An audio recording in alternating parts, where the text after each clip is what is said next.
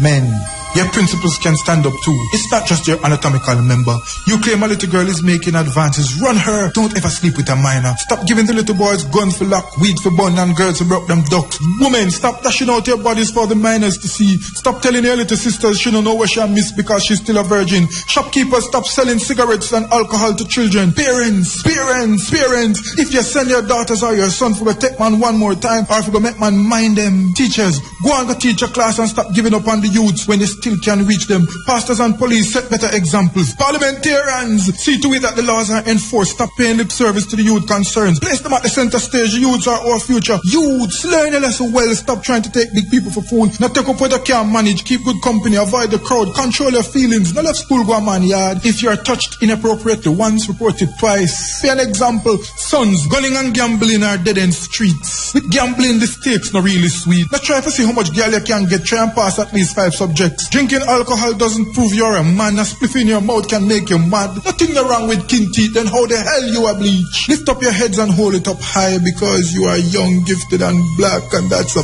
fact. Let's treat the youths right or we'll be playing with dynamite. Now, I have no beef with China. My question is about the state, about the government of the Caribbean countries. It's about leveraging. And I've said this before and I'll say it again. I am not against China in the region. I am ambivalent because I don't know and can't seem to get any information about how we as a nation are leveraging that relationship with China. Angola did, and still there are problems. The model is called the Angola model. Tanzania tried, and still there are problems. There's a lot to learn from Africa in our engagement with China.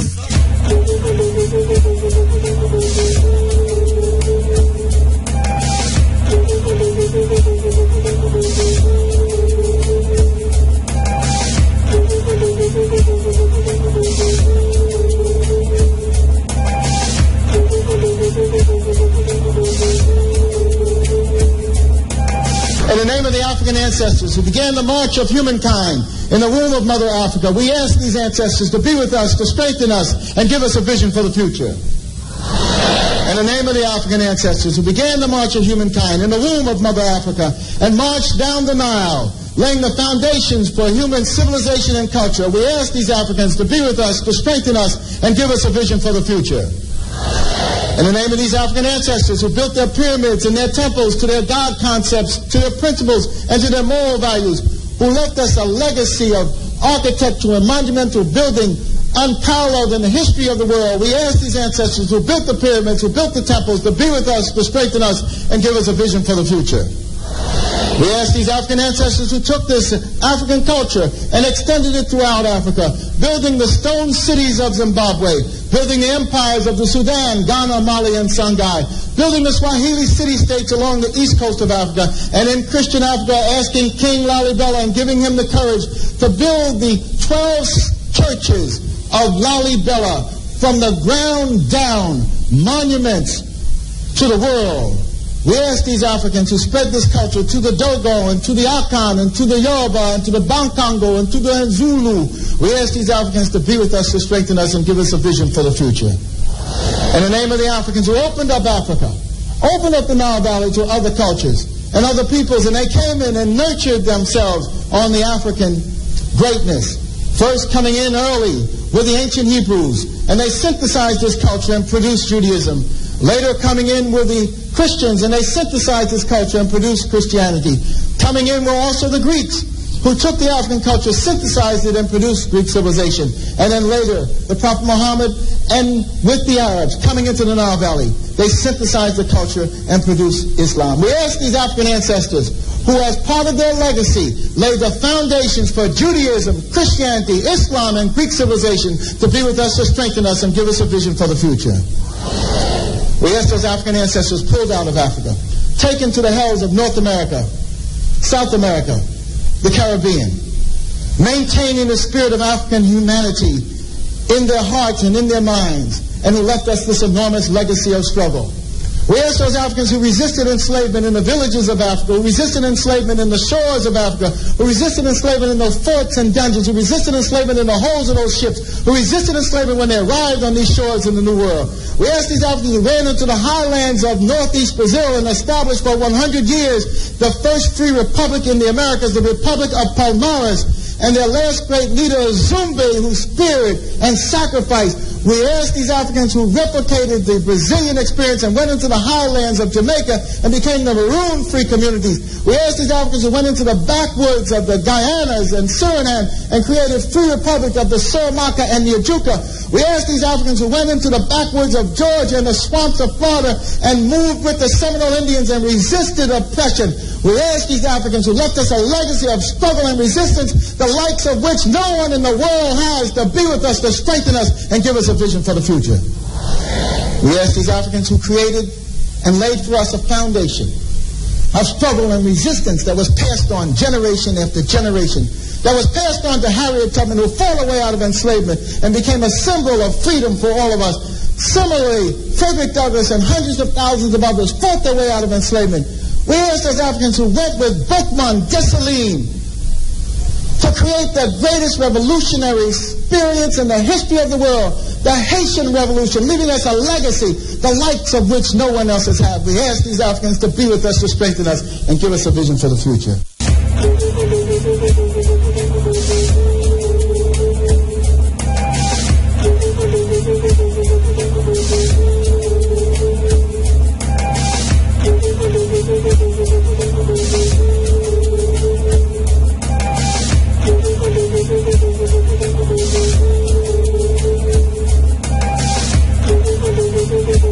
Hide nothing from the masses of the people. Tell no lies. Expose lies whenever they are told. Mask no difficulties, mistakes, failures. Claim no easy victory.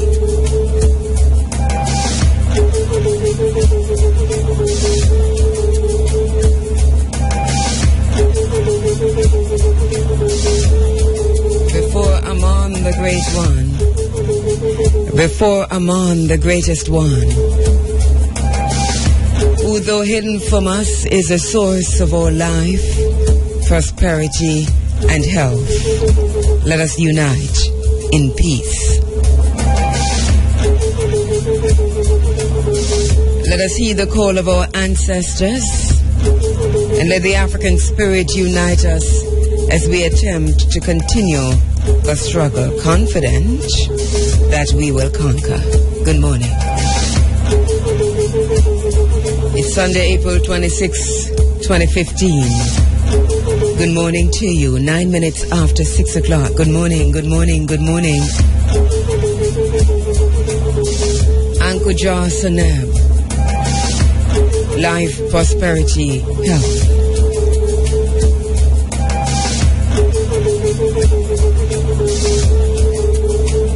Indominador. Good morning.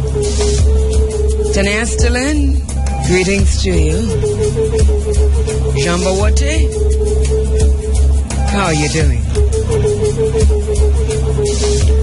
We're Africans not because we were born in Africa. We're African because Africa was born in us.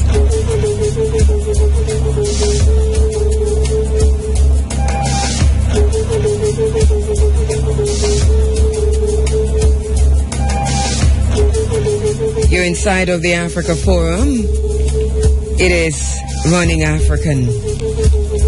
We go through until 10 o'clock.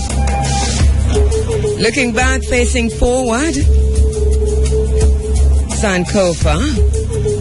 Looking back, searching for the source, remembering it, reintegrating it, and using it to go forward.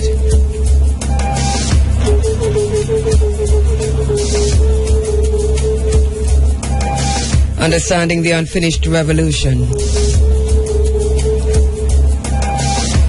Understanding that there is an unfinished revolution. that the business of liberation is not yet done. We have come this far. We have come this long. The ships that brought many of our ancestors have long since rotted. In front of us stands capitalism, colonialism, neo-colonialism, settler colonialism. And they want both our swords and our blood. It is such a critical struggle. For if we lose, we're lost forever. We will find a way. Like Hannibal, we will find a way, or we will make one. The business of liberation is not yet finished. Even as we bear witness to a non-reversible corporatization of African agriculture, wherever we are, African lands, the business of liberation is not yet finished. Africa and the African diaspora becoming the battlefield for European Eurasian powers, and the true interests of African people are all but ignored.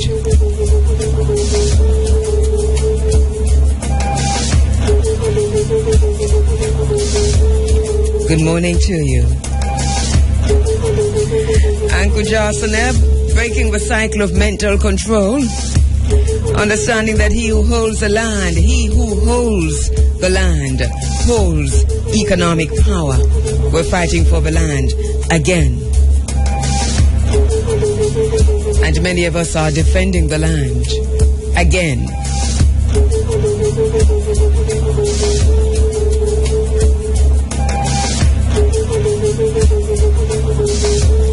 And they want us to get over it. They want us to forget it already. We won't get over it. We won't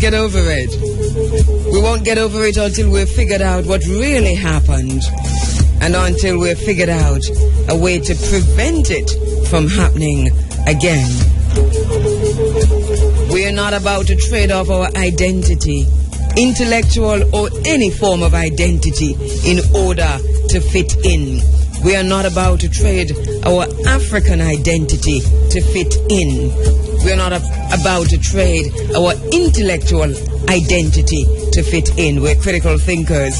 That's what we are. Critical African thinkers.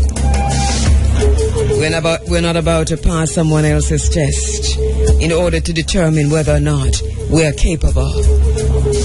We started this thing. We built this city.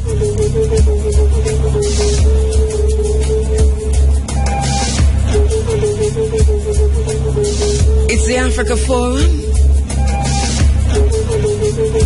honoring my moral obligation to remember.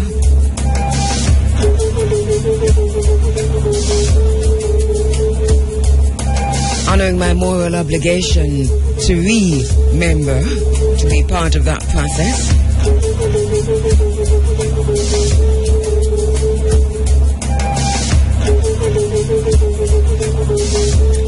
And even though our system is one of detachment, to keep silenced people from asking questions, to keep the judged from judging,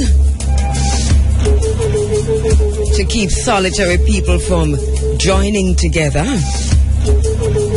and to keep the soul from putting together its pieces,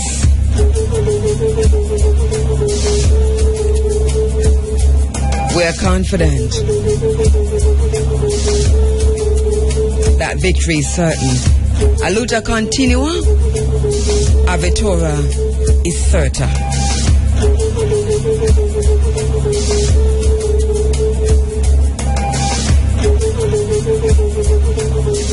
You're inside of a space where we seek truth, where we learn from the past, absorbing the spirit of human possibility, honoring our moral obligation to remember.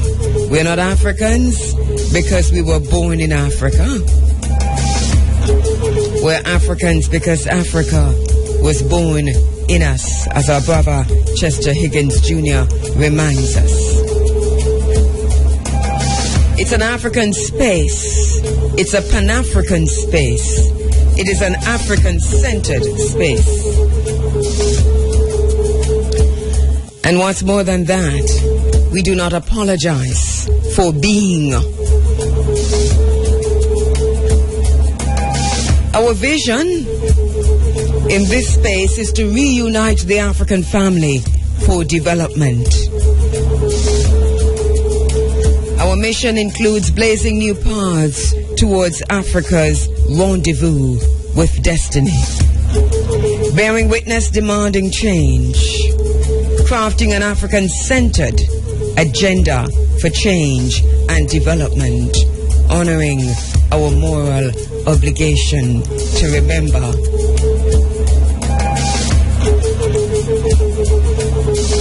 The struggle for African liberation continues.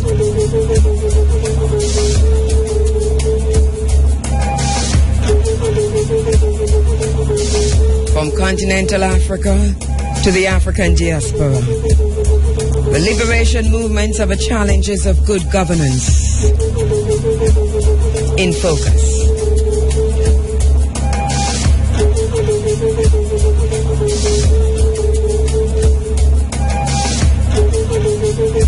We're looking back, we're Sankofering.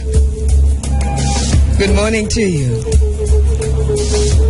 Good morning to you on the 107s, 107.1, all the way to 107.9. Good morning to you on the internet at IRIFM.net.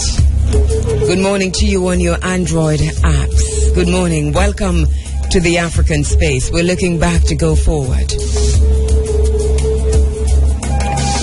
In looking back, we're recapturing our heritage, our identity. Our brother Malcolm X tells us that we must recapture our heritage and our identity if we are ever to liberate ourselves from the bonds of white supremacy. We must launch a cultural revolution to unbrainwash an entire people. Culture, he tells us, is an indispensable weapon in the struggle for freedom.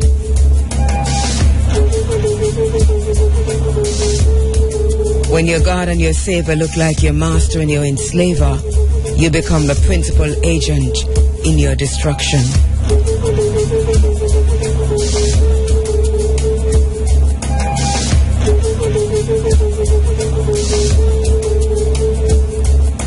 Looking back to go forward. Going forward, ensuring that victory is certain. You're inside of a Pan-African space. Amilcar Cabral reminds us that we're not going to eliminate imperialism by shouting insults against it. For us, the best or worst shout against imperialism, whatever its form, is to take up arms and fight. Amilcar Cabral.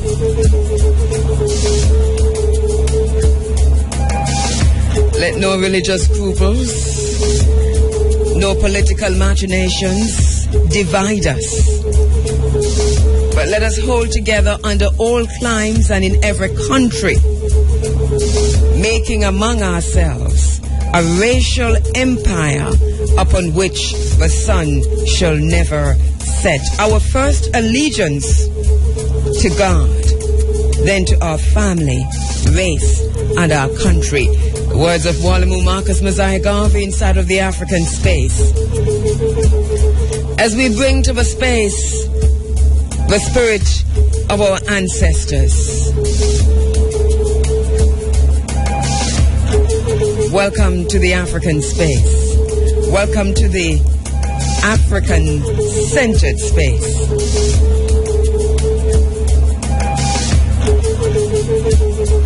Always looking beyond our present by calling up on our past experiences when we're looking at the future.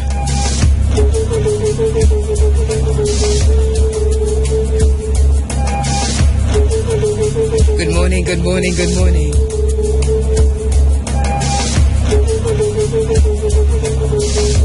Thank you so much for joining us inside of the Africa Forum. My name is Kabu Ma'at Kheru. And as we said, we're going through until 10 o'clock. That's when the Big A comes in with Miss Sunday Sunshine. My broadcast assistant this morning is Shamara Preston. And we've got an interesting program lined up for you this morning, as usual.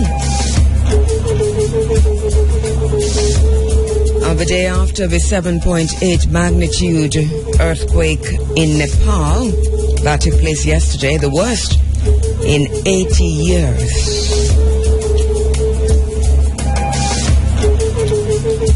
The death toll keeps rising. We'll tell you about that in a little while. Our hearts and minds with the people of Nepal.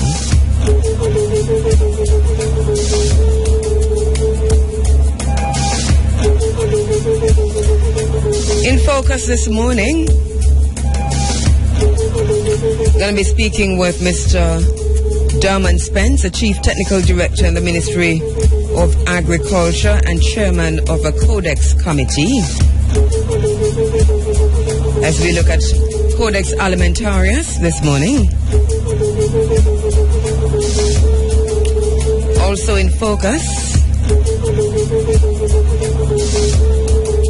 Mr. Charlton McFarlane, Director of Health and Systems Development, NERA.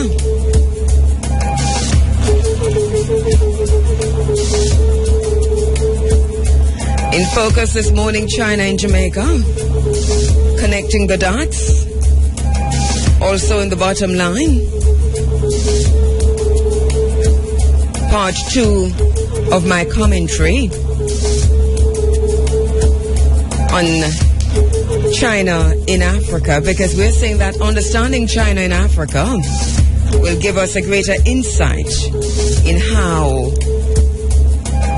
to analyze, how to view China in Jamaica. So in focus this morning, China in Jamaica, connecting the dots through budget presentations, and also later on in the bottom line, as we continue to point toward partner or settler colonialism. In focus this morning, an essay on crime in Jamaica, Dr. Arthur Green,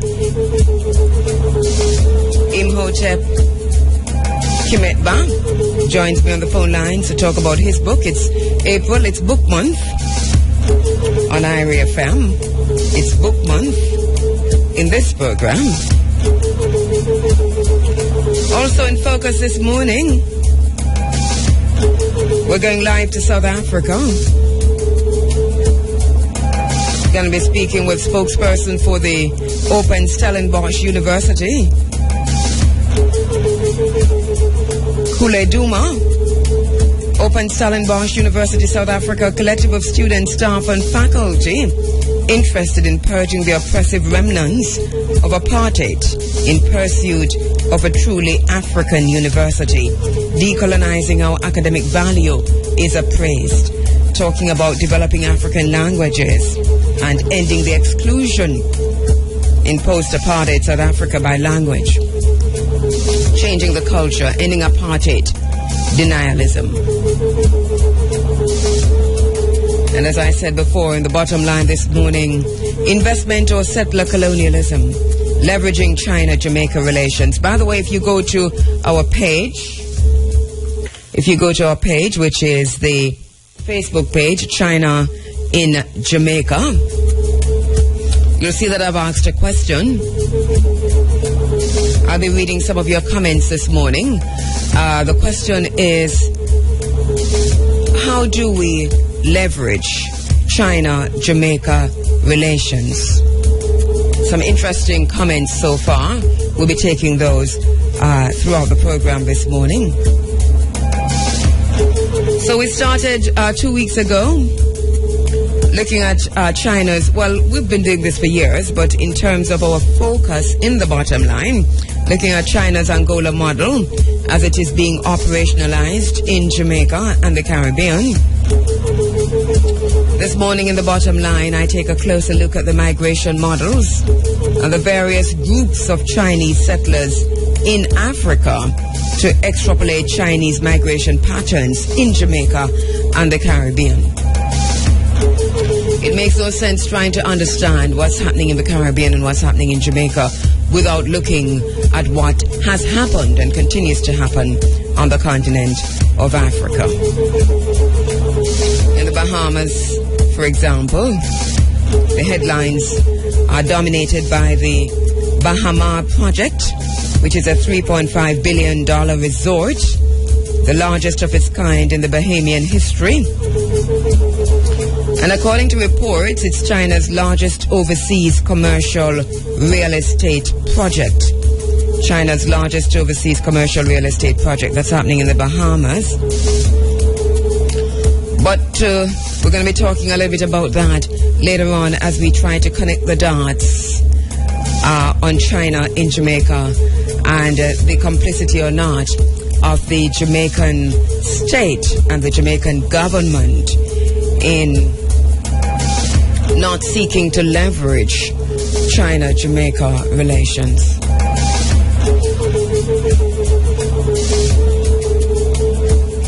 So we've got a lot coming up inside of the program this morning. Looking forward to our South African connection. Looking forward to all the elements of the program. If you have any questions about Codex, now would be the time to send them in. Remember now, you can follow me on Twitter at Kabuma at Kheru. That's at Kabumaatkheru. At Kabuma at Kheru. And you can also follow at China in JA, at China in JA. We're also on Facebook, Kabuma at Kheru, or China in Jamaica. We're also on Facebook, Running African, the IRIA FM Forum. Quite a few places you can find us. At Tumblr, you can search for me on Tumblr at the bottom line. The bottom line. That's where we do our commentary. And once you get to one of those places, you'll find me on all the other social media platforms because we are on every single one of them. Stumbled up on Foursquare, Pinterest, Reddit. Good morning to you, Aldith Hunker in the Netherlands. Good morning to you, my sister. How are you? Morning to all our listeners on the internet at IRIFM.net and on the 107's Ank Ujar Sanab, Live Prosperity Health. Stay with us. We're going to be here until 10 o'clock.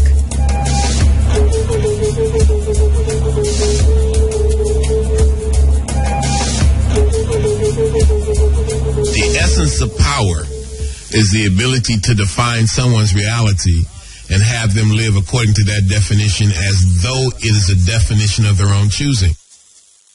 What you do for yourself depends on what you think of yourself, and what you think of yourself depends on what you know of yourself, and what you know of yourself depends on what you have been told. I, His Imperial Majesty Emperor Haile Selassie I the First. Continually.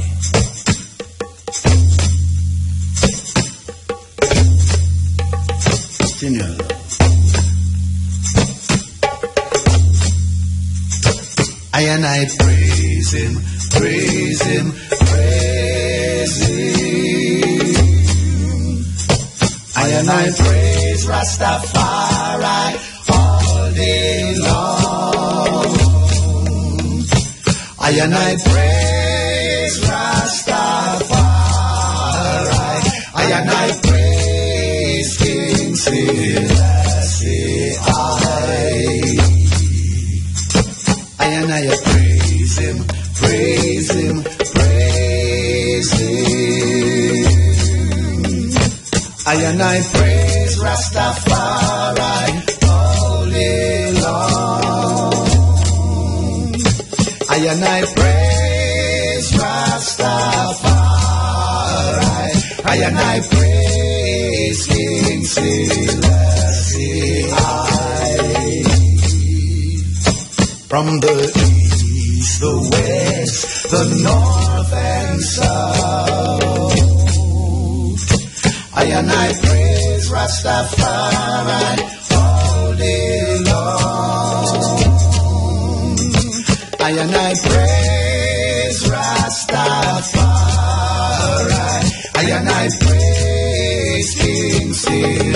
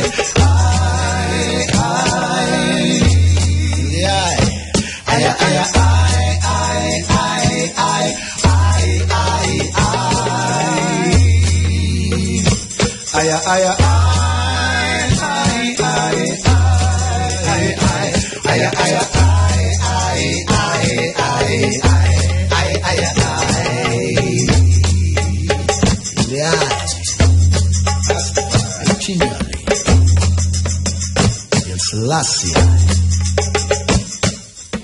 His Imperial Majesty, Emperor Haile Selassie I the First. Rastafari. Rastafari. Rastafari.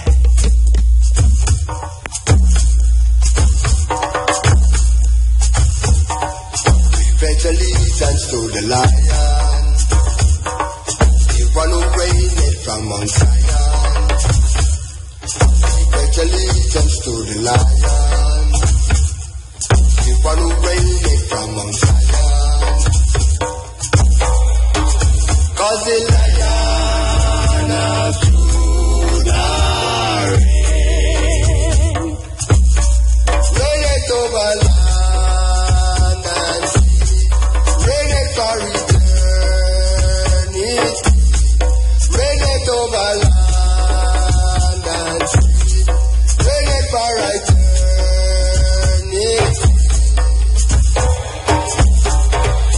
'Cause the lion of Judah reigns. Ela, Ela, chant and shout. Let them know what we are chanting about. Ela, Ela, chant and shout. Let them know what we are all about. 'Cause the lion of Judah reigns. We pledge allegiance to the lion, one who reigneth from Mount Zion. We pledge allegiance to the lion, one who reigneth from Mount Zion. 'Cause the lion of Judah reigns. Hail him over land and sea. Because you keep fighting Ethiopia free. Hail him for eternity. Because you keep fighting Ethiopia free. 'Cause the lion of Judah reigns. We pledge allegiance to the lion, one who reigneth from Mount Zion. We pledge allegiance to the lion, one who reigneth from Mount Zion. We pledge allegiance to the lion, one who reigneth from Mount Zion. We pledge allegiance to the lion, one who reigneth from Mount Zion. Pledge allegiance to the lion, one who reigneth from Mount Zion. Pledge allegiance to the lion. Speak truth to the people. To identify the enemy is to free the mind. Free the mind of the people. Speak to the minds of the people. Speak truth.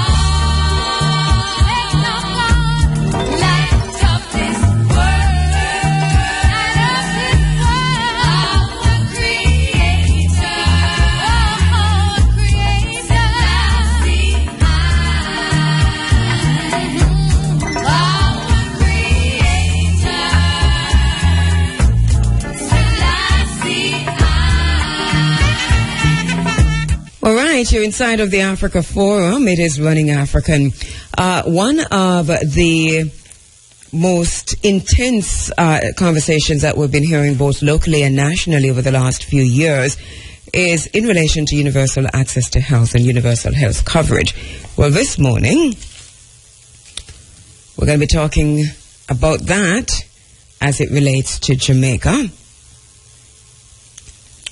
Mr. Charlton McFarlane is a Director of Health and Systems Improvement, and he will be joining me shortly, well, in a moment, on the phone lines. We're standing by to speak with him regarding Jamaica's own particular situation and the plans that are in place. Universal access to health, universal health coverage, and also the upcoming visit of experts, we understand, from overseas who will be visiting Jamaica to participate and assist the team here on the ground in an overview from the Ministry of Health. He says Jamaica has had a long history of providing social safety nets to poor and otherwise vulnerable members of society, and healthcare is no exception, so that significant steps are being taken to address this. Establishment of a comprehensive primary healthcare model, the establishment of a national health fund, the implementation of various policies for the removal of user fees from the public health system. And then today and tomorrow, there is a high-level dialogue that we want to talk to Mr. Charlton McFarlane, Director of Health and Systems Improvement, about. So we're standing by to speak with Mr. McFarlane on that. Also, coming up, let me know when you have Mr. McFarlane. Also, right after that, we'll be speaking with the Chief Technical Director in the Ministry of Agriculture about Codex Alimentarius. But in the meantime, on the phone lines, Mr. Charlton McFarlane, Director of Health and Systems Improvement. Mr. McFarlane, good morning. Thanks so much for joining us on the Africa Forum. Hi, good morning, and a pleasant good morning to your listeners. All right, are you normally up so early? No, to be honest. We apologize. That's All fine. right, but this is important business.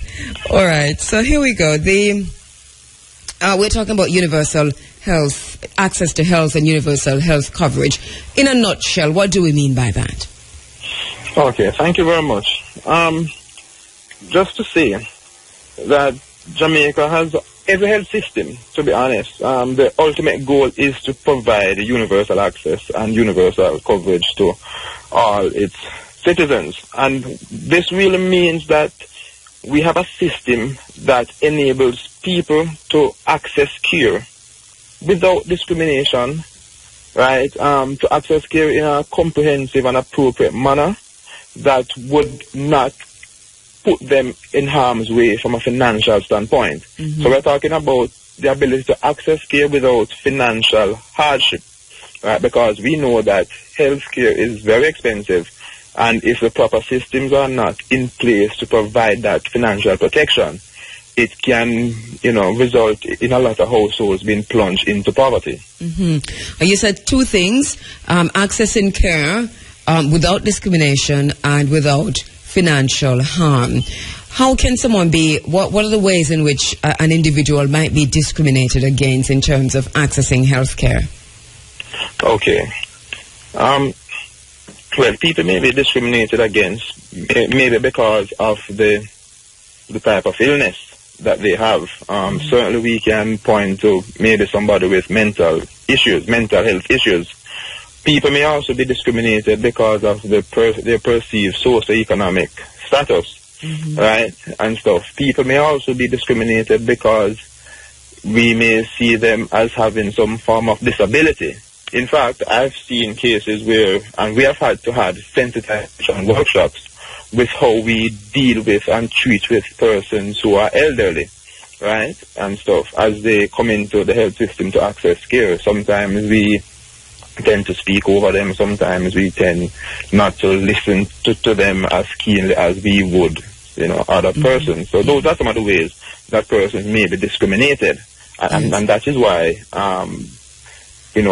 training of our human resource is absolutely critical as we move towards universal health coverage, as we move towards a health system that is, very well organized. Universal health coverage is critical, and training of our staff is absolutely critical. All right, and this is exactly what I've been thinking, that the training of a staff is going to be critical to the process, especially when you talk about discrimination and so on.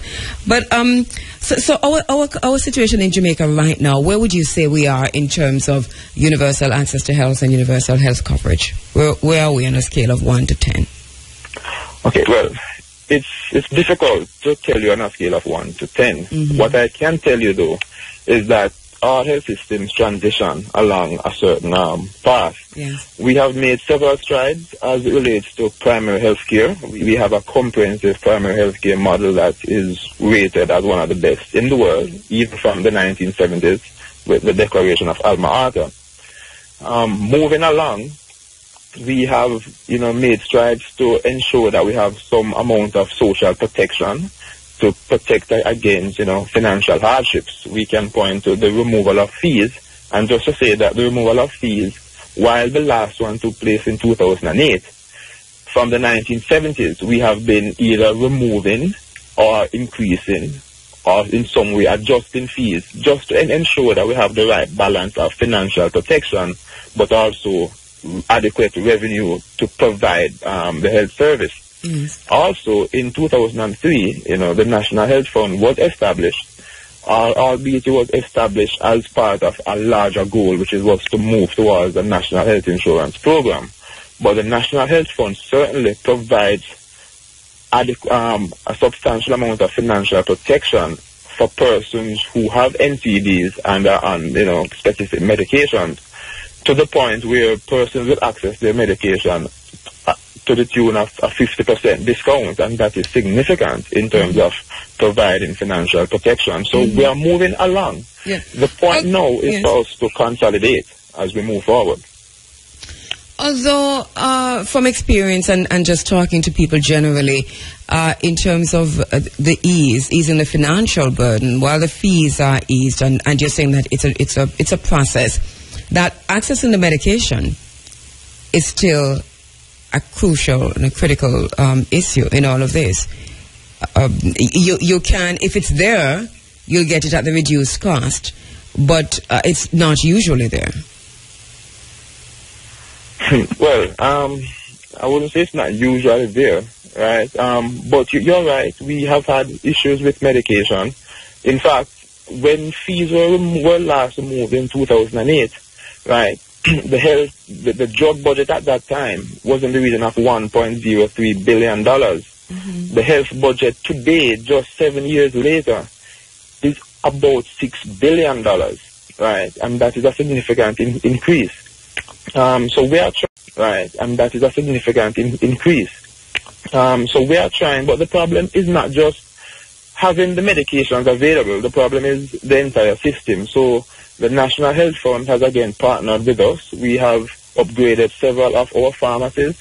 We have transferred some of the services. So now the National Health Fund manages the Bustamante Hospital for Children. It manages their pharmacy. It manages the Percy Junior Pharmacy in Manchester. And it also manages the Port Maria Hospital's pharmacy. And the rollout will continue. So we recognize that there's a challenge, you know, with aspects of the service delivery system. But having recognized it, we are doing, you know, our utmost best to correct it. But we have to do that even within the constraints that we have. Okay. And so that takes us now to the high-level dialogue that is scheduled for Jamaica, starting today. Is it today? No, the 29th. All right, tell me about that, Mr. McFarlane. What does this involve? Who's coming and why? Okay. The high-level dialogue was an initiative that started between my department and the Pan American Health Organization, who have been very supportive of this. The high-level dialogue is really an initiative that is geared towards looking at universal health coverage in a comprehensive way. Right, so as a result, we're inviting members from the academic community, we're inviting members from private sector, civil society, and of course, our public sector partners. The objectives of the conference, right, is to ensure that, one, we have broad national buy-in from the relevant stakeholders. It is also to ensure that we have a roadmap moving forward where we can, you know, pinpoint the specific things that we need to do as we transition towards universal health coverage. Now, it's very good that we are partnering with PAHO because they have afforded us some of the very best experts that are available in this system, in health system strengthening. We have 6 persons coming in from PAHO. We have Dr. Amalia Del Riego, who is the head of the Health Systems and Services branch at the Pan American office in Washington. And along with her, we have Dr. Ronaldo Holder, who is an expert in hospital services and integrated care services. Incidentally, Dr. Holder used to work in Jamaica as the head of the Northeast Regional Health Authority. We have an economist, Claudia Pachetto, who is coming in. She's also from PAHO. We have an expert, Dr. Castro, on essential medicines and health technologies. We have another expert who is Dr. Montero, who is an expert in mental health and non-communicable diseases. We have Dr. Stanley Lalter, who is an economist, and he's stationed at the Health Economics Unit in Trinidad and Tobago at the university there. And importantly, we have a team member coming from Uruguay. As Uruguay has transitioned, they are a bit ahead of us as they move towards universal health coverage. We have an economist there who will share with us the experience of Uruguay as they have transitioned. So in a nutshell, that's the team that's coming. And just to say that the team arrives this afternoon. All right, and that is the team from PAHO, Washington, that you just outlined. And the conference itself will be held where? The conference will be held on April 29 and April 30. It's at the Jamaica Conference Center. We begin each morning at 8:30 with registration, but the conference activities get underway at 9 each morning. And it's open to, I just heard you said, different agencies and people from different areas of the public sector, including academics and so on? Yes, it is. But it's open publicly? It's not open publicly per se, okay. But members of the public who are so interested can certainly stop by. Okay. And once again, you reiterated earlier the objectives of a conference, and also the fact that this is to engage key stakeholders as Jamaica moves towards universal access to health and health coverage. What the PAHO, and I'm going back to the chikungunya and so on. I mean, so many mistakes were made even at the PAHO level. And I'm wondering, how do we, is there a conflict here? And how, these conferences, are they worth it is a question I think I'm asking.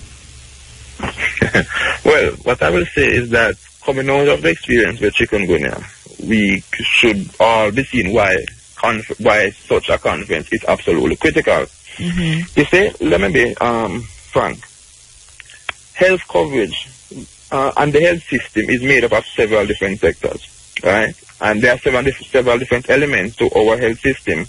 And certainly we need to strengthen areas of governance, we need to strengthen areas of multi-sectoral collaboration, and so on. And universal health coverage speaks to the heart of these issues.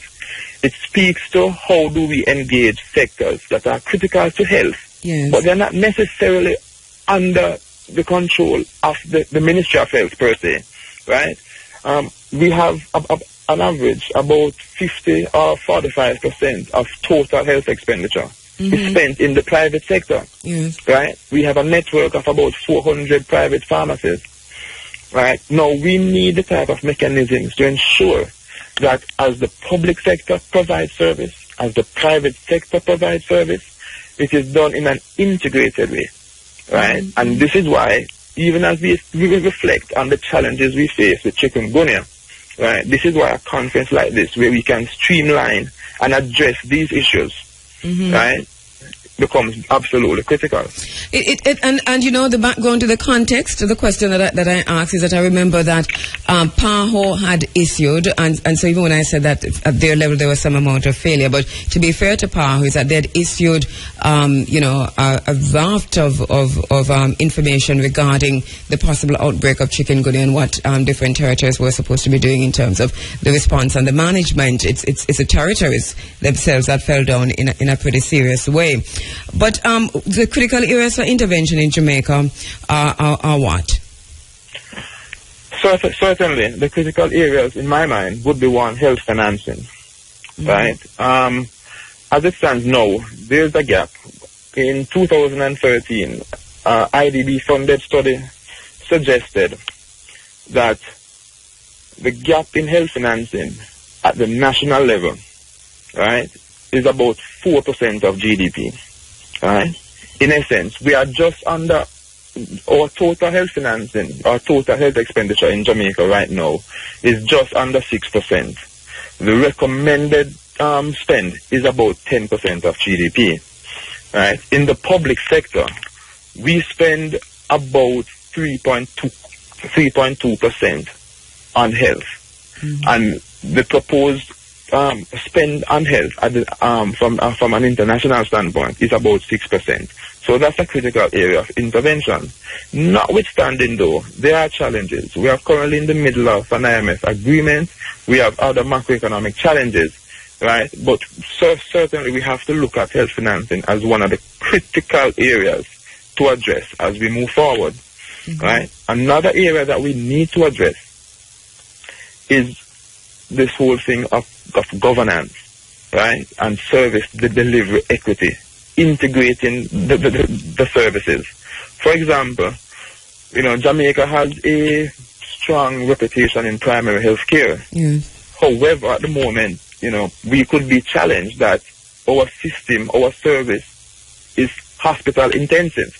A lot of persons turn up to the hospitals for conditions that can really be dealt with at the primary care level. Mm-hmm. And the unit cost to see one patient at the hospital is at least twice as much as what it would be at the primary care system. Mm-hmm. So those are some of the key things that we need to address. And we also have to look at partnerships. How do we partner with experts in the private sector who have certain efficiencies already, right? As we said before, we have a strong network of private pharmacies. And so we can look at the National Health Fund, right? The National Health Fund has expanded their program to about 90% of those private pharmacies. And we see now that what that essentially has done, it has increased access, right? Because persons have more places where they can go to fill their prescriptions. Indirectly, there are more pharmacists available because the private pharmacies are now filling prescriptions on our behalf for the National Health Fund, right? So those are some of the key areas. Financing, integrating the service delivery mechanism, partnerships with the private sector, governance. Those are some of the key things that we have to look at, even as we try to achieve universal health coverage. All right. So once again, a mission team will be in Jamaica from Paho, Washington for the week April 27 to May 1. And they are here to provide technical support to the Ministry of Health in its bid to close the gaps in achieving universal access to health and universal health coverage. The high-level dialogue, it takes place once again, Mr. McFarlane, at the conference center. Yes, it does. And April 29 to 30. April 29 and April 30, kicking off at what time each day? Registration begins at 8:30. Conference sessions begin at 9. And for doctors who attend, do they get some points for this? No, it's not a continuing education conference. Okay. All right. Thank you so much, Mr. McFarlane. I appreciate that. Thank you so much for having me. All right. That's Carlton McFarlane, Director of Health and Systems Improvement. When we come back from this break, we'll be talking about Codex Alimentarius with Dermot Spence, Chief Technical Director in the Ministry of Agriculture and Chairman of the Codex Committee. Hide nothing from the masses of the people. Tell no lies. Expose lies whenever they are told. Mask no difficulties, mistakes, failures. Claim no easy victory. All right, we're back with you inside of the Africa Forum running African Codex Alimentarius. We have been talking about this for years inside of this space, long before 2010. And we're going to be going to the phone lines now to speak with the Chief Technical Director in the Ministry of Agriculture and the Chairman of the Codex Committee here in Jamaica, Mr. Dermot Spence, about Codex Alimentarius. Standing by to speak with Mr. Spence. When we lose our African connection, we lose our rural connection. When we disconnect ourselves from Africa, we cease to be a world people. Without the African connection, we are a disjointed people, begging for the entry into somebody else's house.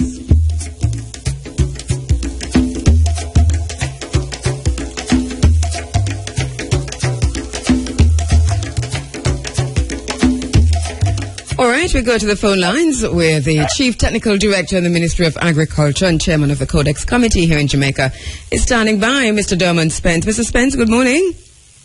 Morning, how are you? I am doing very well, and you? Yeah, it got me up early this morning, ain't it? Yes, I'm very happy that you could join us this morning. You gave us quite a scare yesterday, by the way. but we're very happy that you could join us at last. But it's good to get up early and face the day on a Sunday like this, don't it? Well, normally I'm up early, It's just that on a Sunday I really try to relax and prepare myself for bright Monday morning. Okay, well, I'm happy that you're here, sir. So many questions about Codex Alimentarius. Well, first of all, though, for our listeners, what is Codex Alimentarius? Well, Codex Alimentarius is really an international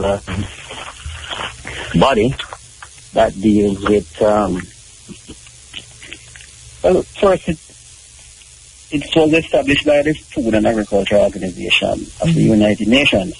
and the World Health Organization in about 1963. That Codex Alimentarius Commission, which is international. Yes. The Commission's main work is the development of, like international food standards, guidelines, and codes of practice to protect the health of consumers and ensure fair practices in trade. It also promotes things like the coordination of all food standards. And these food standards work are sometimes undertaken by international governmental and non-governmental organizations. So Codex really focuses on about 4 major strategic goals. One, for example, is the establishment of international food standards that address current and emerging food issues. Ensure the application of risk analysis principles, for example, in the development of the standards themselves. And facilitate effective participation of Codex members. And Codex members comprise some 180 members and, member countries really. And more than about 200 or so intergovernmental and non-governmental organizations that also serve as observers. One of the main things that they do, apart from all of this trade business and participation in those discussions, they try to implement effective and efficient work management systems and practices that govern the trade in food, and especially the provision of healthy and good quality food. Yes. So I think, in a nutshell, food safety. And Codex Alimentarius itself, Latin term meaning food code or something to that effect. But I didn't get that. No, I'm saying the term itself, Codex Alimentarius, it means food code. Yes. One of the things, that there are a lot of theories, and I deliberately left out conspiracy, but there are a lot of theories regarding Codex, and we have heard them, we have discussed them already in this space, and we'll continue to discuss them because we still have questions. But as far as Jamaica is concerned, how do we impact, or what's our position in the wider Codex committees? Well, let me put it this way. I'll narrow down to Jamaica as I progress. Our National Codex Committee was officially launched in about December 2005. 3 lead ministries, are responsible for spearheading this. One of them is Ministry of Agriculture and Fisheries, Health, and Commerce. So these 3 ministries are really, they call it the parented body in Jamaica, if you will. Yes. For Jamaica, having a National Codex Committee is really a replica of what exists around the world. What that means for Codex members is that it gives them a voice at the table to be able to have their presence felt and their positions elaborated on the standards that are being established to facilitate trade in the various commodities. And when you say it gives them yes, go ahead. So for Jamaica, we are an important agriculture and some amount of food manufacturing exporting nation.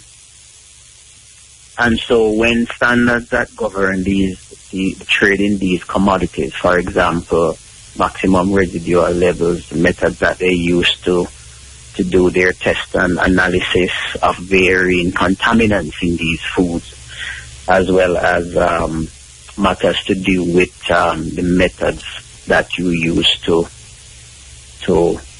package and label and all these guidelines.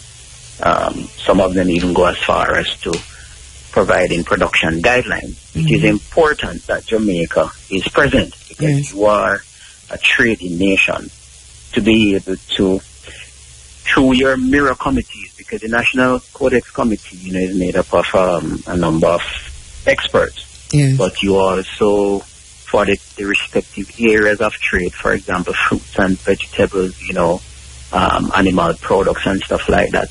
You have varied levels of expertise that is required to inform the National Codex Committee and to inform them on the position of these varying levels. Mm-hmm. So you may get feedback all the way from industry coming up to the National Committee. Mm-hmm. So when the representative, yes, and it does not have to be the chairman, there are varying technical working groups.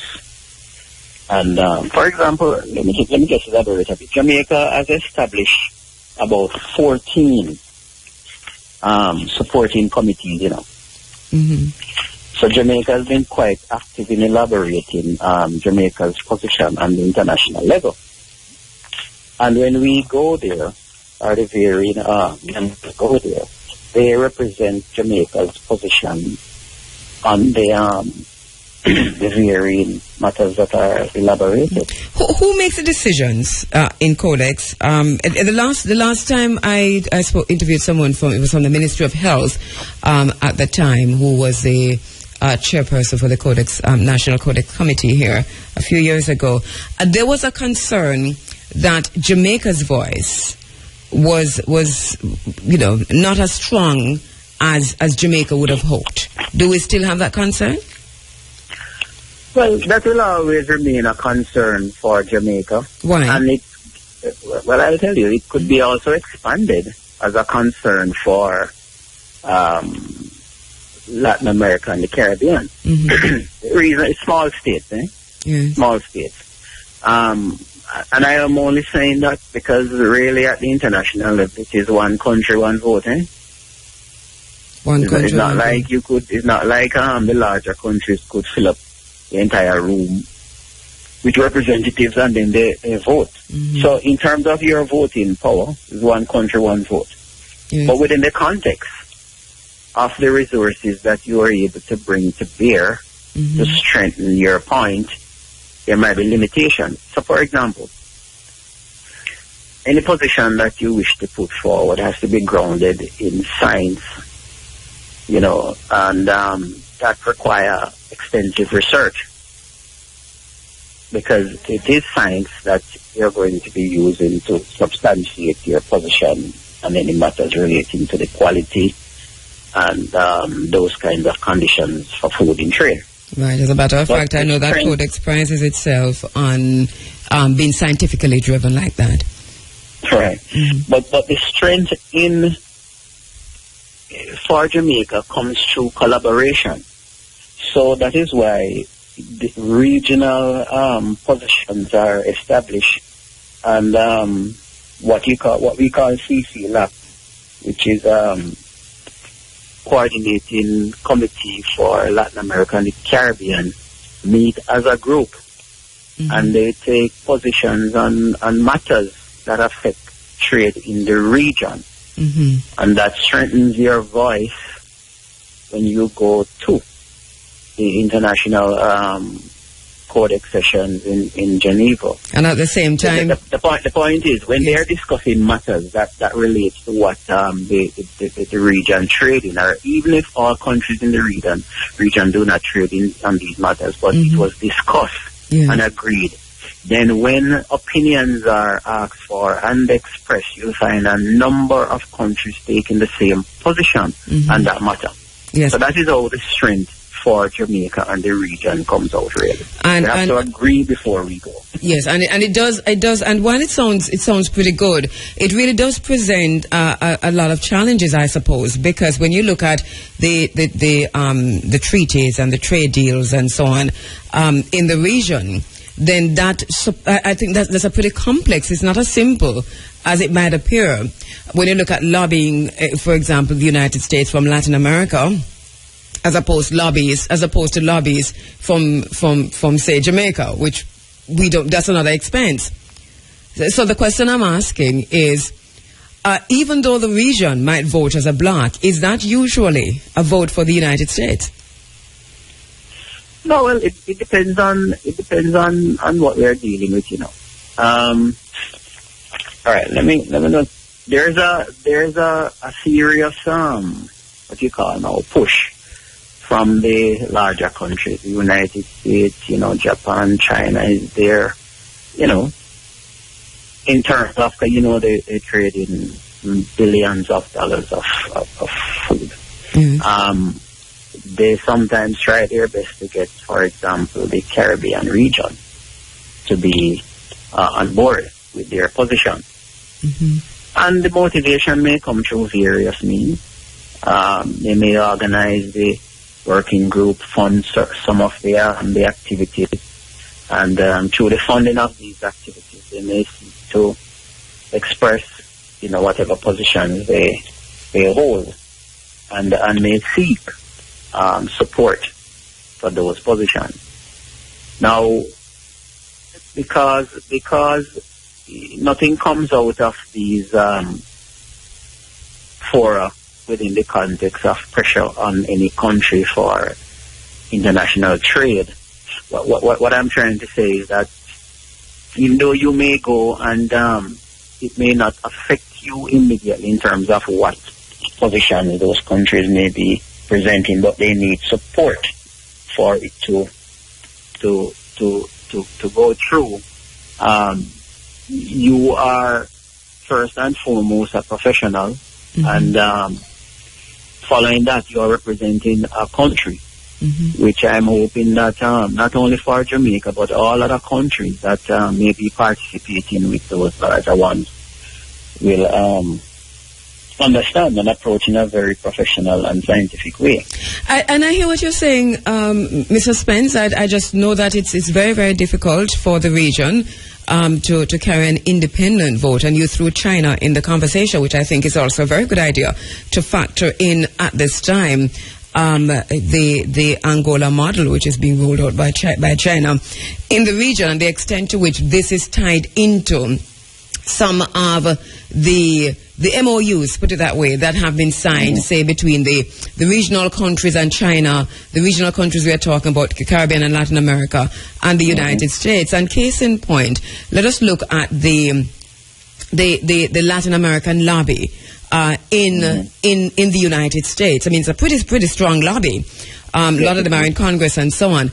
And how that lobby impacted the trade between Britain and Jamaica in terms of the banana industry, because we saw that turning on its head, and if you were to follow the money on that was because of the lobby from Latin America to the United States, who then pressured Britain to make the changes it made. So I'm saying that we talk about food safety when we talk about Codex, and it sounds innocuous, but then there's also the question of food security that I think, to what extent do we raise this, and to what extent is a region concerned about food security? So that's a very good point, the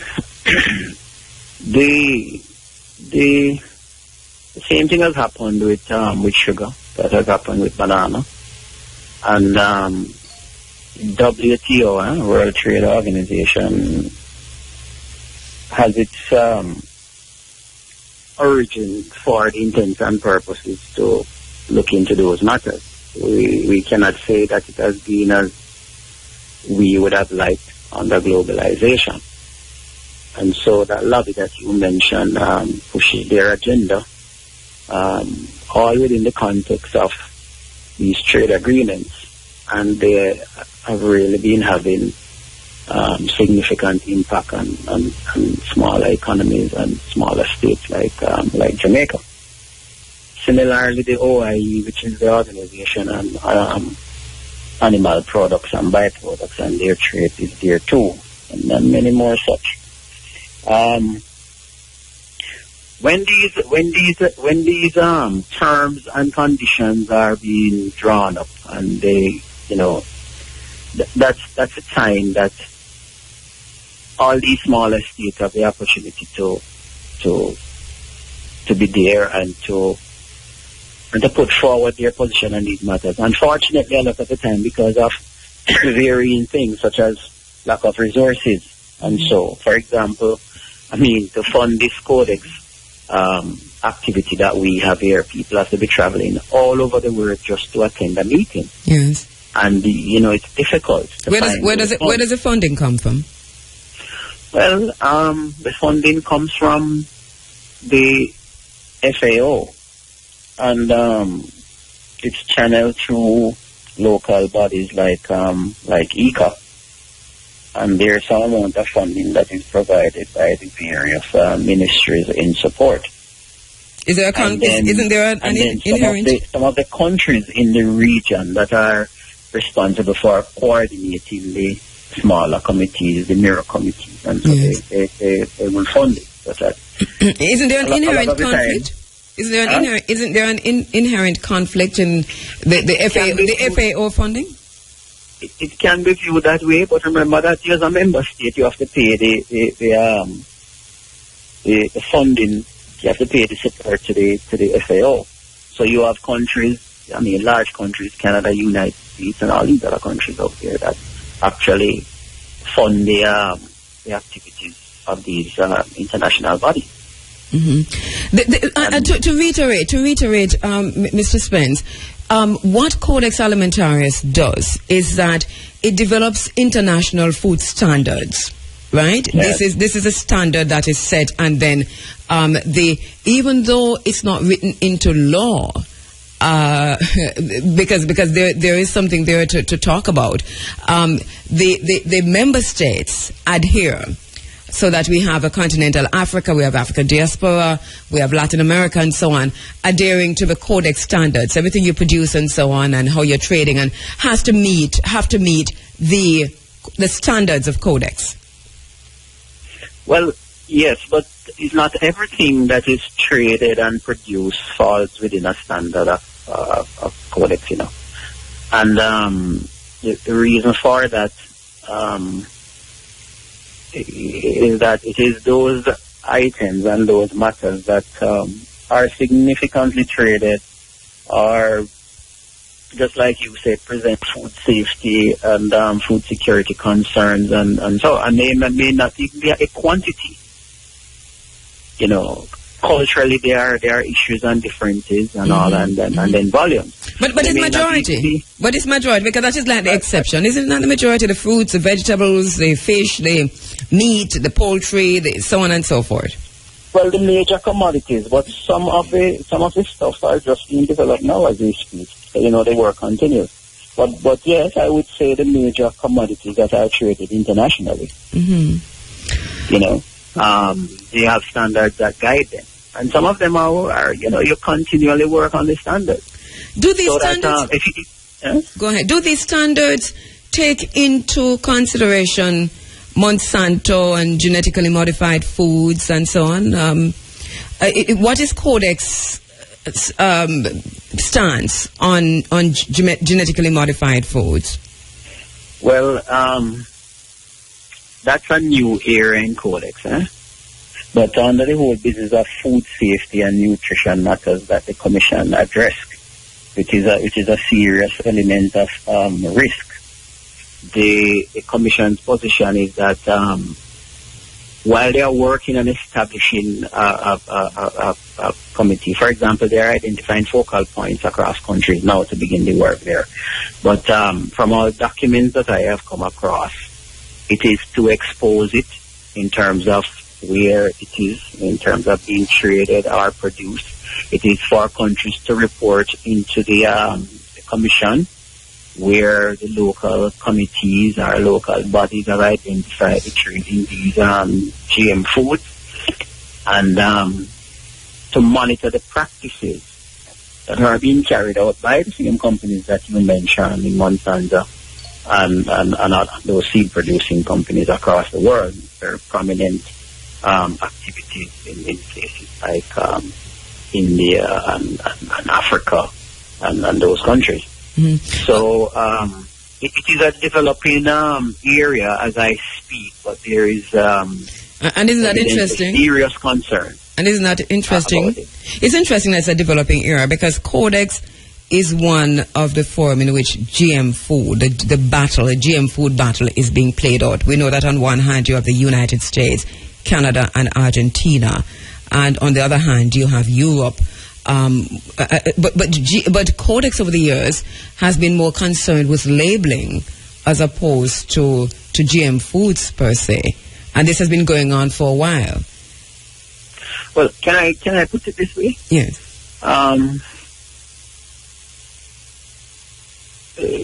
Let me see now.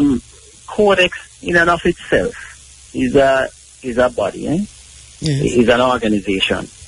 What gets on the table is what member states seek to put on the table through the varying committees. So the lead of Codex, whoever leads Codex International, could raise a matter, but in terms of a position paper being presented, in terms of a committee being developed to begin the proceedings. So for example, the procedure for elaborating a Codex standard is about 8 steps. Request for a draft standard, proposal of draft standard, request for comments and observation, amendments, and it continues up to the point where you have adoption as a Codex standard. Yes. And this has to come from the membership, if you get what I mean. Yeah. And there's a certain amount of consensus building that has to take place from the membership even before it reaches a point where it's a Codex standard. Right, but we've looked at the consensus building already, and even though we didn't reiterate that, we know that that's a complex issue. We said that, and I think you're agreeing with me, even though I know that there's not much that you can say publicly. I'm not forcing you to say a whole lot here. I'm just saying that the decisions, the small states, as you call them, are powerless in making these decisions and in terms of determining how they vote when they go to Codex. WikiLeaks, you remember the WikiLeaks document? If you go back to the WikiLeaks document, that will give you a very good idea as to how Caribbean countries and Latin American countries are dictated to and told how to vote at Codex, and not just Codex, the UN and so on. So we know how that goes. But so the consensus building is not a leg to stand on. But the executive committee of Codex, when you talk about who leads Codex, the executive committee of Codex, in the end they do have the final decision, and they meet in secret. Well, meeting in secret, I understand the expression. There's a meeting place, and of course, if it's an executive committee, the only executive members will be there. But any decision that is going to be taken there, there has to be ratification in public. And what I mean by public is when there's the international Codex session and the countries attend, all matters that are up for consideration are elaborated there, and there's a mic in front of each country, and they're able to refer the matter back to the lower level if there's need for clarification and stuff like that. But I understand clearly where you're coming from, and one would not be silly. One would be silly, to think that it is a fairly simple exercise. Each country, each region have their interests. And so what we have been doing in Jamaica is ensuring that we are working towards elaborating some of the interests that we have. So some of our committees, for example, have been looking at submitting proposals for work on ginger and pimento.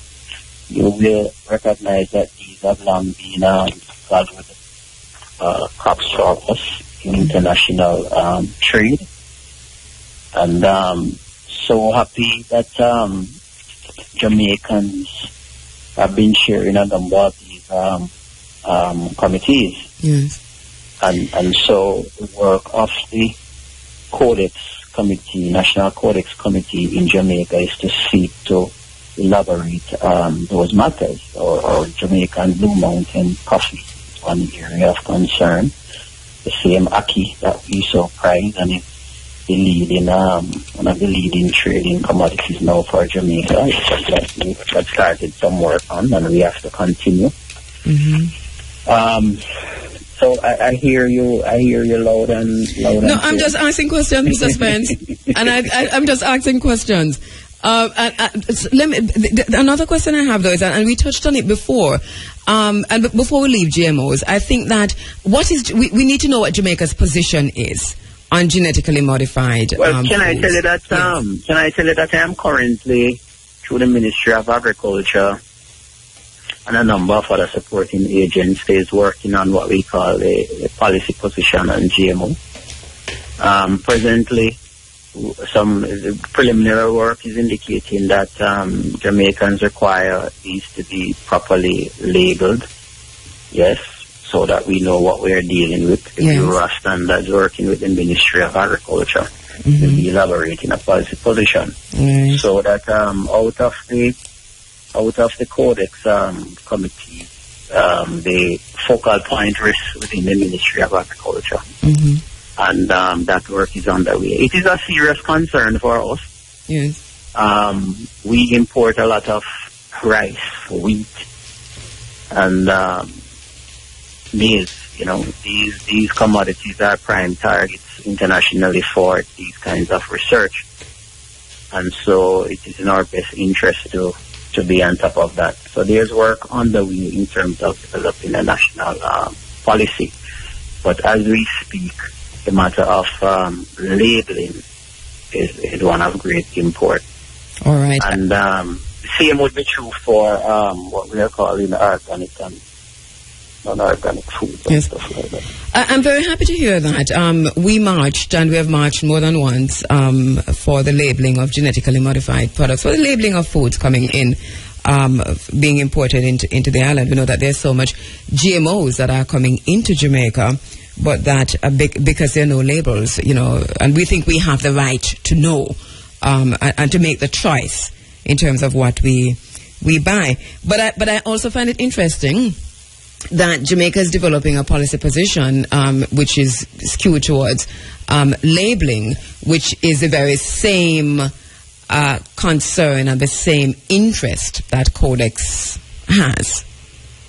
Just saying, Mr. Spence. I hear you. I'm just saying. No, remember now, you know, that I just indicated one area.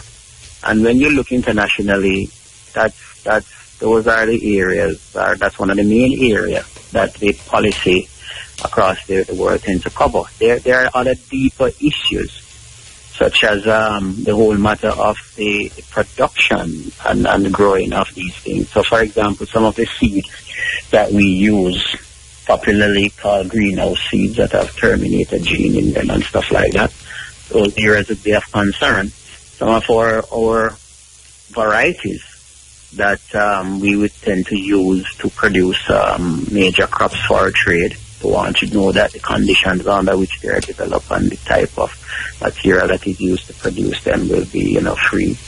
And it will cover a wide range of area of handling, production, marketing, all that kind of stuff. It's just that in a preliminary way for this discussion, the public, you know, would be aware that one of the major area of concern of labeling, we are seeking to address that. So at least they will know. Some countries have taken an extreme position. They ban the trade in these things. They don't want it in at all. Yes, others have taken a milder position where they want it labeled so that consumer, are aware and would have choice. There's strong lobby to get rid of it totally. Yes. With scientific data in both directions, advantages and disadvantages. There's big money behind it. Mm-hmm. all the virtues that and the potential that the scientists say it holds is still up in question. Yeah. In terms of satisfying world food supply needs, targeting less developed countries, Africa and the region that have its bouts of famine. Man-made famine. Because that's another situation that we're going to go into another time. Because, Africa, there's so much happening on the continent of Africa now. Now we're told about the African Renaissance, and now Africa is expected now to feed the world. The Pope said it. And it can.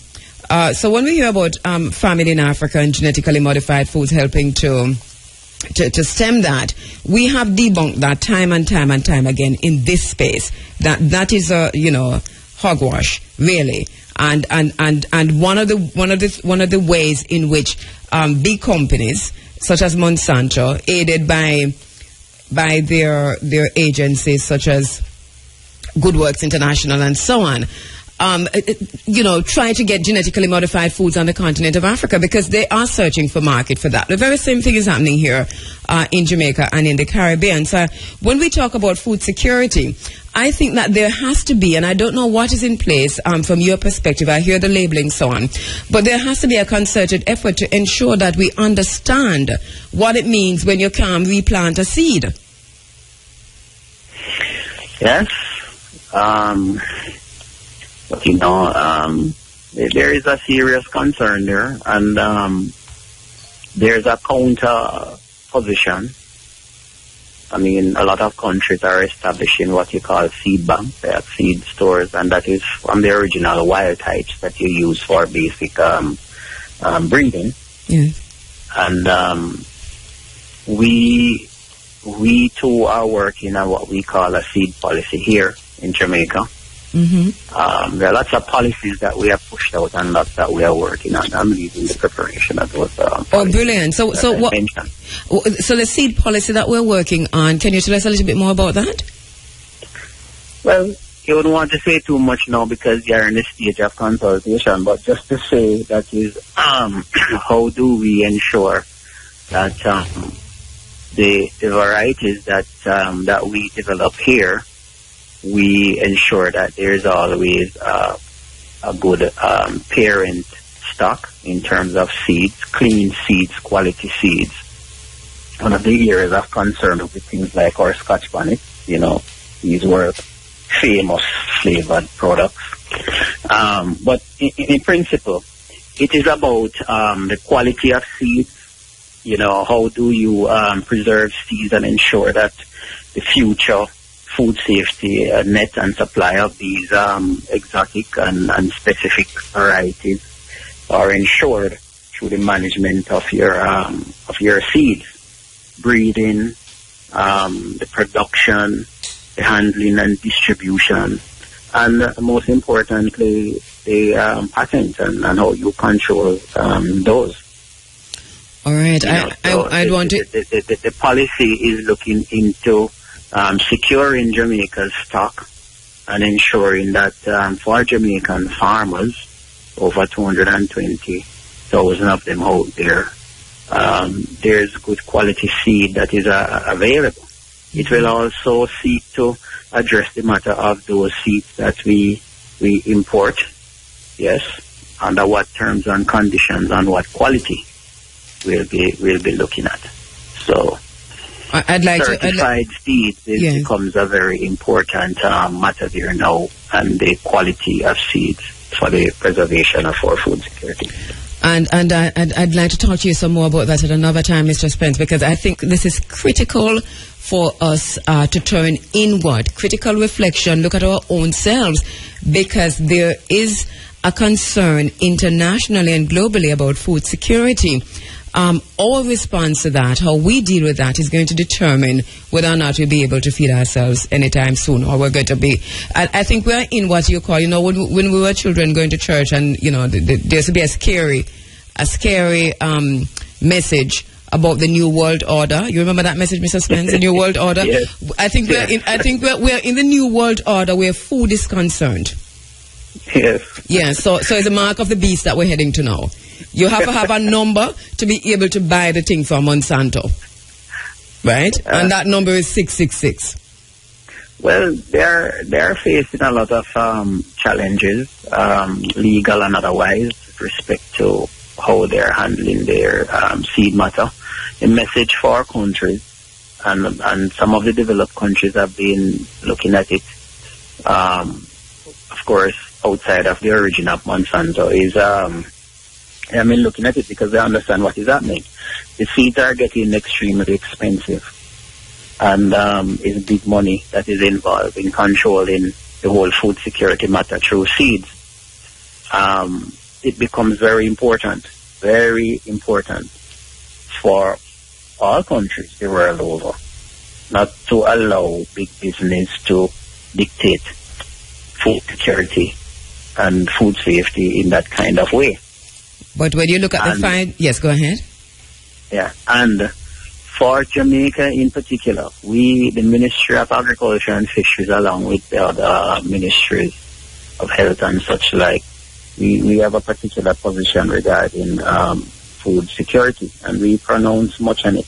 Mm-hmm. But one of the things that we need to do, as much as we are producing and ramping up through our agri-parks, one of the things that we need to do is convert more of our primary products to value added that will give them extended life, and to seriously invest in storage capacity across the country, so that just the same way we speak to the Net International Reserve and how many months that could last for, is the same way we should be speaking to the Net International, or Net Reserve, Net National Reserve, if you will, for food.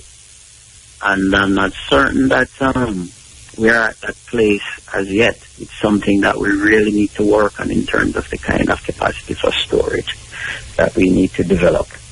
But certainly, we are pushing as hard as we can to, not only to make ourselves self-supplying and sustainable for the stuff that we eat, to the point where, perhaps at some point we could export.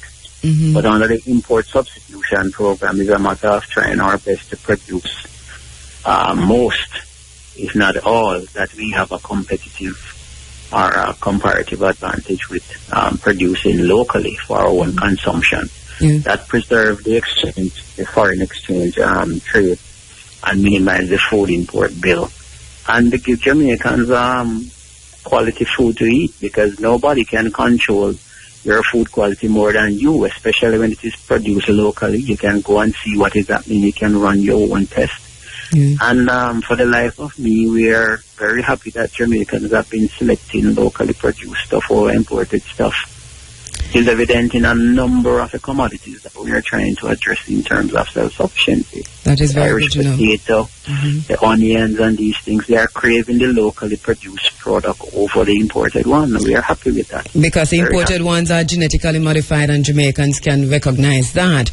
But the thing with us is that you mentioned the seed banks earlier, and I think the public education around seed banks and around food security has not yet really begun.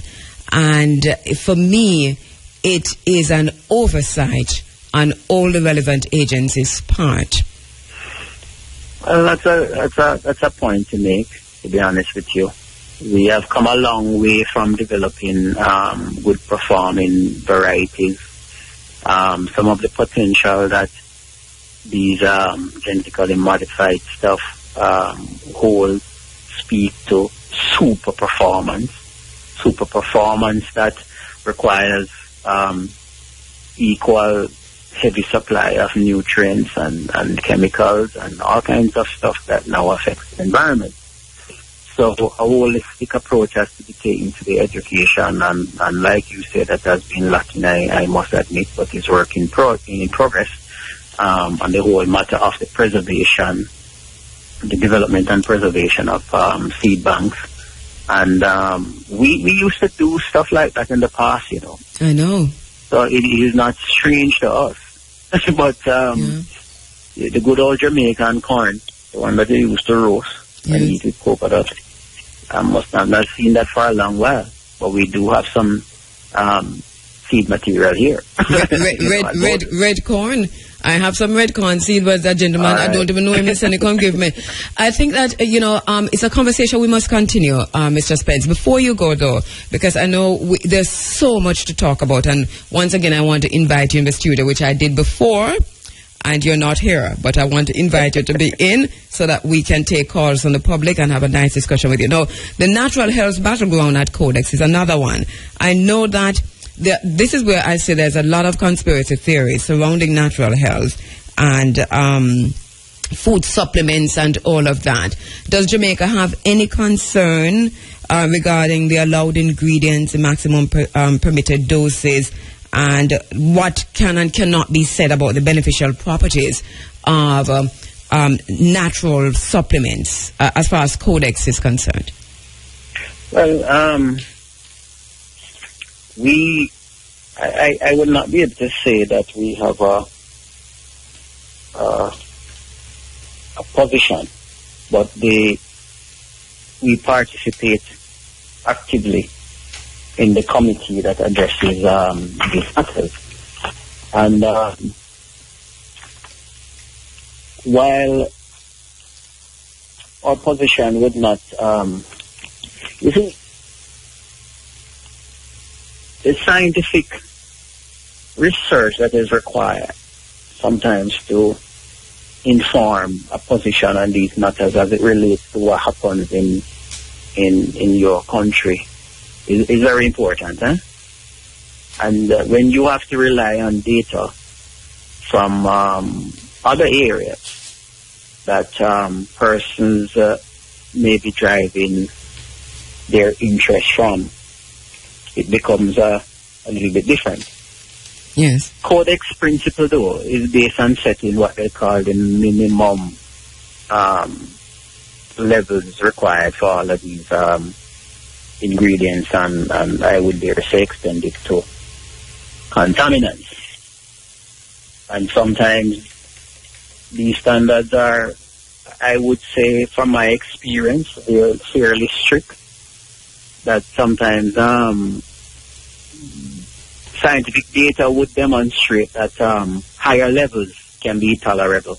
But for Codex in particular, it has always been the minimum that they stand to.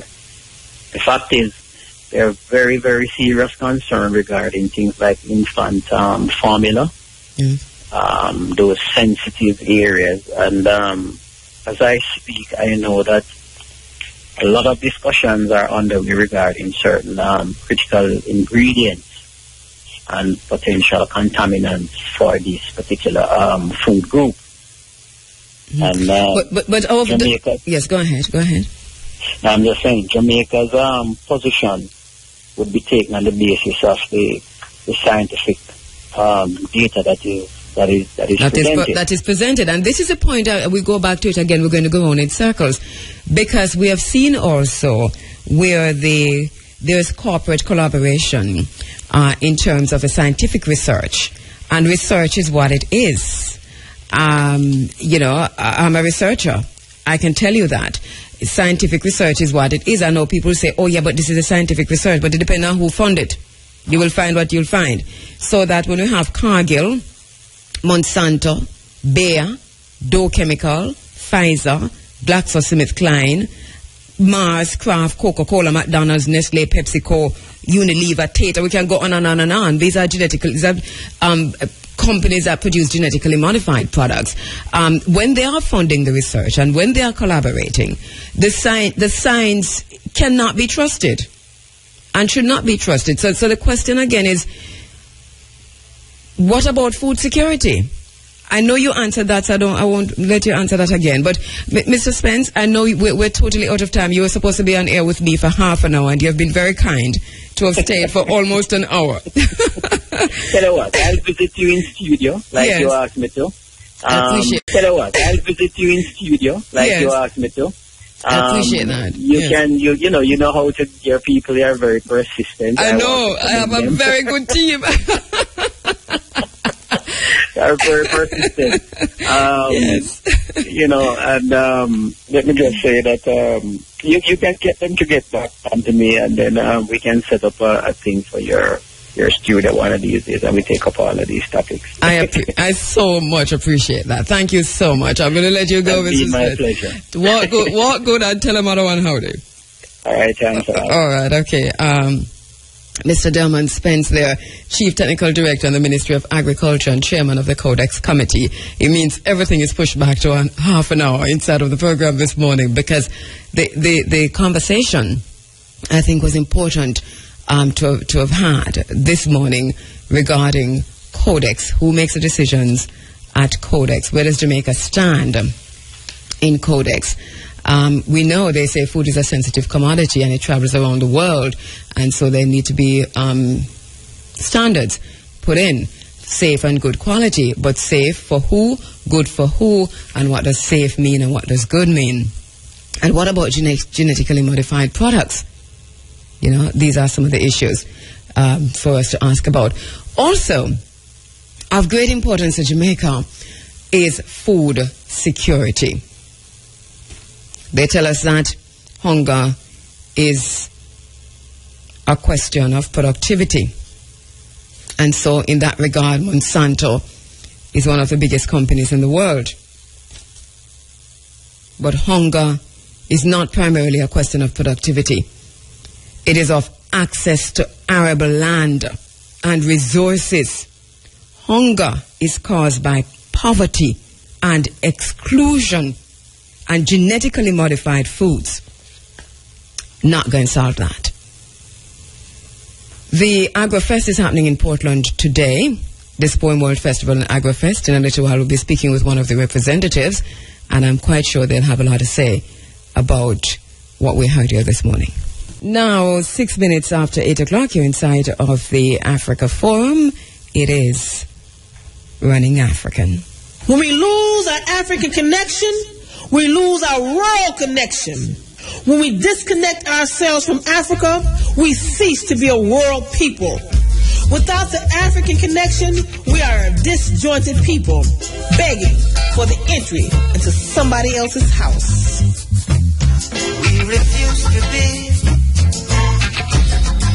what you wanted us to be. We are what we are. That's the way it's going to be. If you don't know, you can't educate us or no equal opportunity. Talking about my freedom, people freedom and liberty. Yeah, we've been starting on the wine press much too long.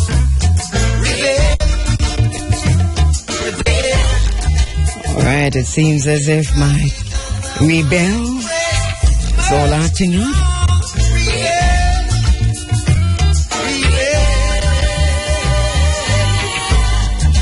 Babylon system is the vampire. We're going to be revisiting Codex at very, very, very, very soon time.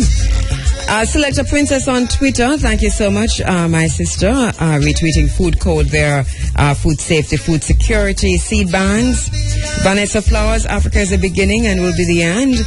At Lens of Levi, good questions too. Needs to be more details on how these policies are affecting small farmers, cultivation, and food importing food. We'll talk about that when we have more time. At Nahum Health says, yes, make sure to protect my Aki, even though I don't buy can Aki. And Andrea says, absolutely good point on food safety. It's so critical with GMO so prevalent. Ras Aaron, so who makes these standards, Codex? And what are major commodities? Too many questions being left unanswered. Not enough time, as you can appreciate.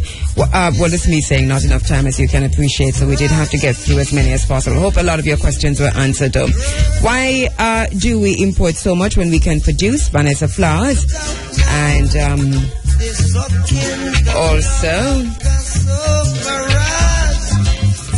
all right, lots more. We'll get to them in a while. We need to be told the truth about Codex Alimentarius and how Jamaica is voting and what we're voting for. We need to be told the truth, or we need to find it ourselves. Access to information, however we can, but the truth is important. Moving on. Came up on an article by David.Rhodes, Red Tide, China and the Caribbean, where he talked about China's interactions in the Caribbean and that this could be a net gain if it can learn to work alongside local Caribbean people.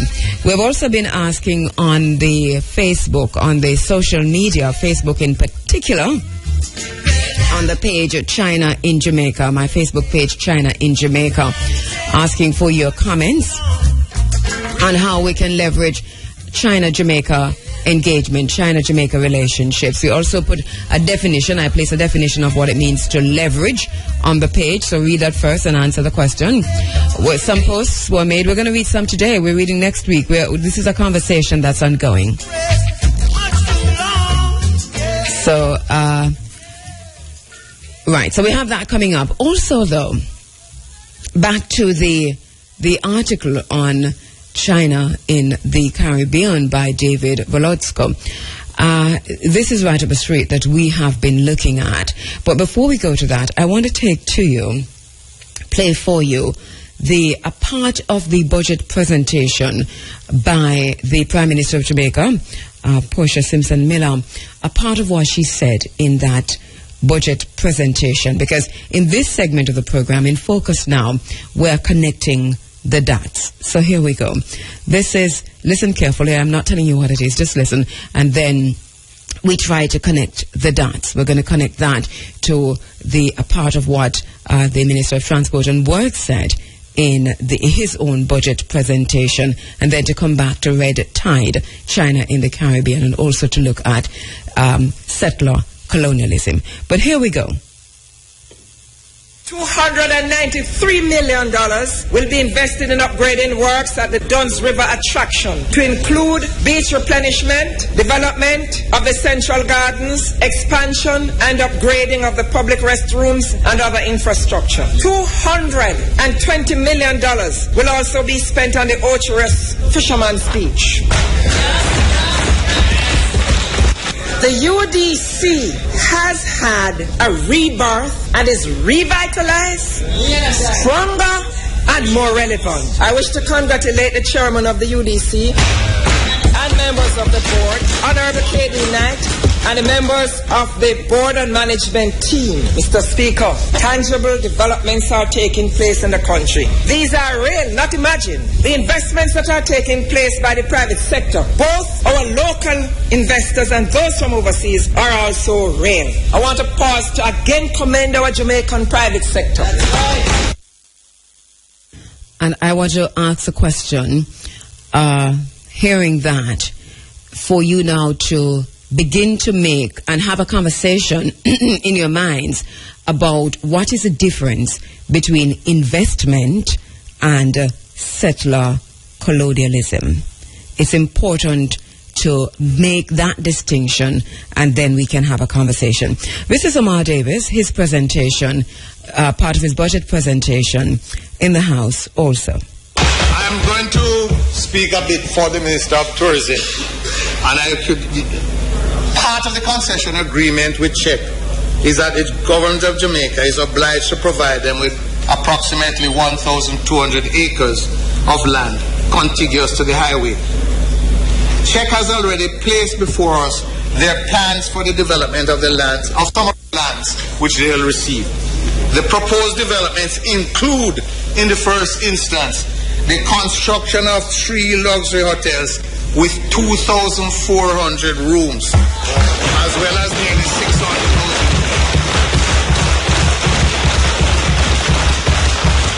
And it's obviously a company that don't bet again, because they said they would build the highway in 3 years, and they said they're going to build 3 hotels, so don't bet again. Is that part of the 5 billion?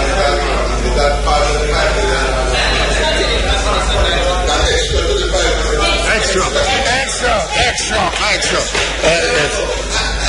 In short, expenditure on the highway and the associated developments will be in excess, way in excess of $1 billion. Mr.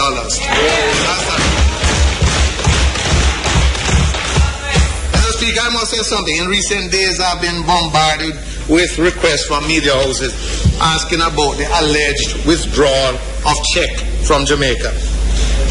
Last night I spoke with Czech's manager for the Caribbean, who's coming to see me this weekend. The Caribbean, Central America, and the Americas. And he's based in Panama. And I say, why he's based in Panama? Although they started their initiatives for the area in Jamaica. The reality, Mr. Speaker, you have to understand, this is a small economy. They are now dealing with projects to the value of $4 to $5 billion in between Panama, Colombia, Venezuela. $4 to $5 billion. So logically, it doesn't make sense for them to have engineers here. Not yet. So I just want to make that point. But I repeated the question to him. Are you winding down operations in Jamaica? And he said it will be a strange form of winding down when Czech is about to complete an apartment complex, when their plans to build 2,400 hotel rooms are being finalized, and when they are working on plans for developing the rest of land to be provided. Furthermore, they are seeking other opportunities, and I say confidently that they are seeking other opportunities for investment in the medium term. So if this is the approach of a firm winding down operations, I think we need some more firms to wind down operations, right?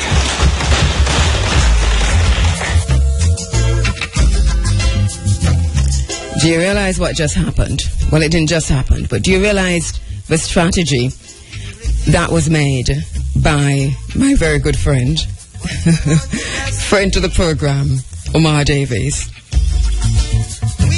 Do you realize the strategy that was used? Make it appear as if the benefactors are leaving. And then, in the same sentence, announce that they are indeed going to get the land that they've asked for, because this is what it is in a roundabout way. Not only that, this is what they're going to do on it.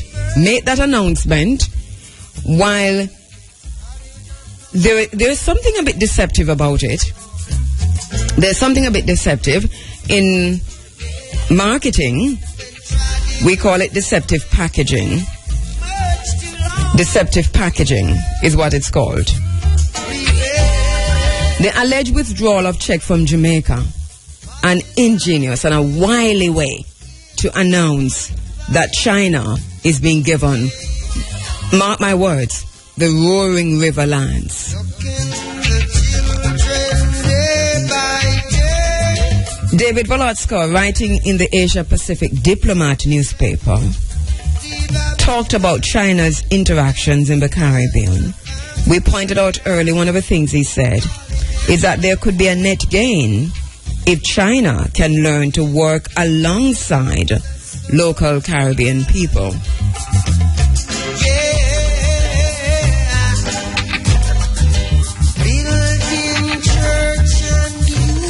And he was referring specifically to some of the projects underway in the Bahamas. Very interesting article. The Cold War that is not a Cold War between China and the U.S. in the Caribbean waters is something that we must bear in mind every time we hear about investment, whether from China or the U.S. Of late, the hotel, and we spoke about that hotel this morning, that the Bahamian headlines have been dominated with news of the Bahamar project, which is a 3.5 billion with a B resort. It is the largest of its kind in Bahamian history. And the reports say that it is China's largest overseas commercial real estate project. How did they build it? Using the Angola model that we spoke of 2 weeks ago.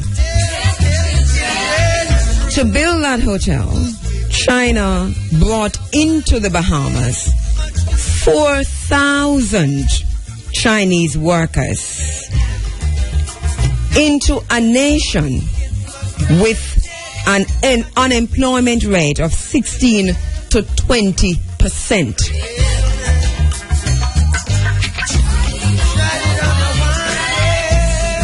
To understand China in the Caribbean, to understand China in Jamaica, we must understand China in Africa.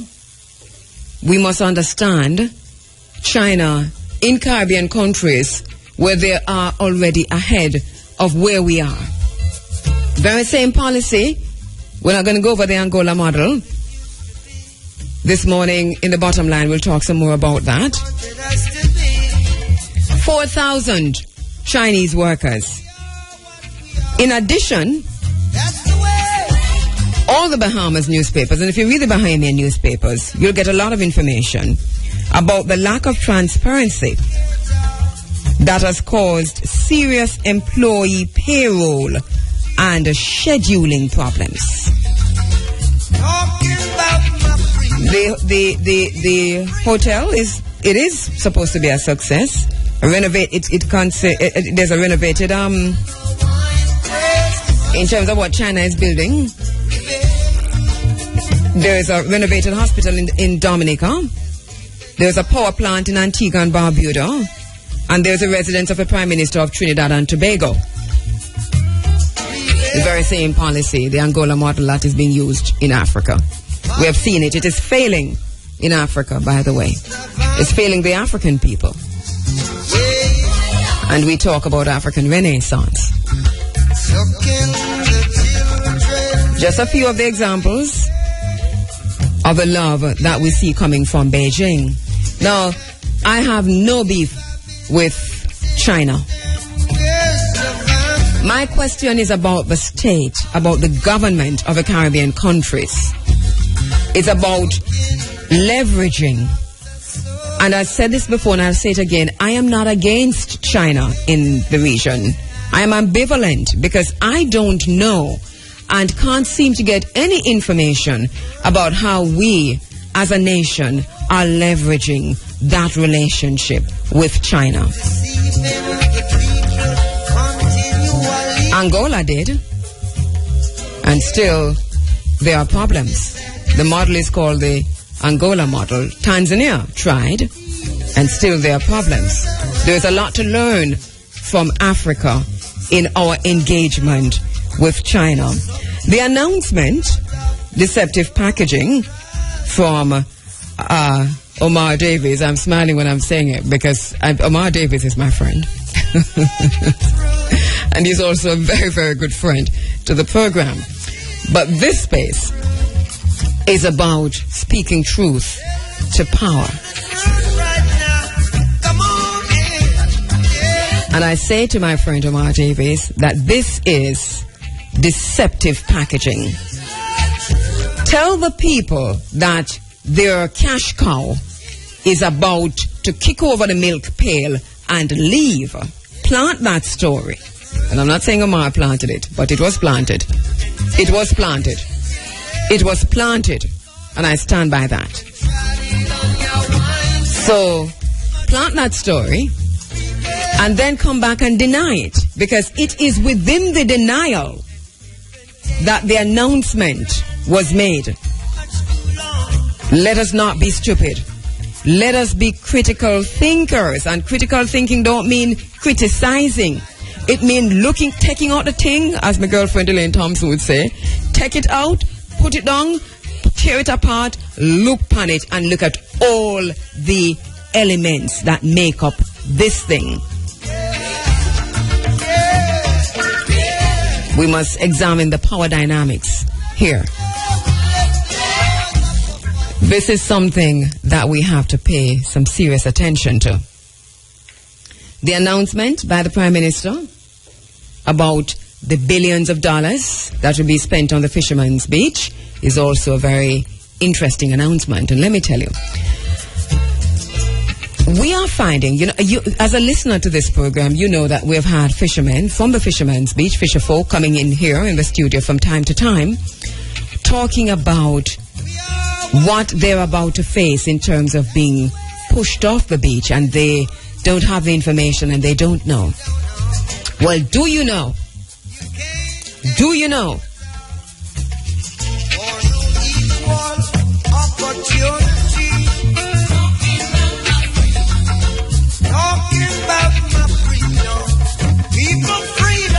Deception is a state of mind and the mind of a state.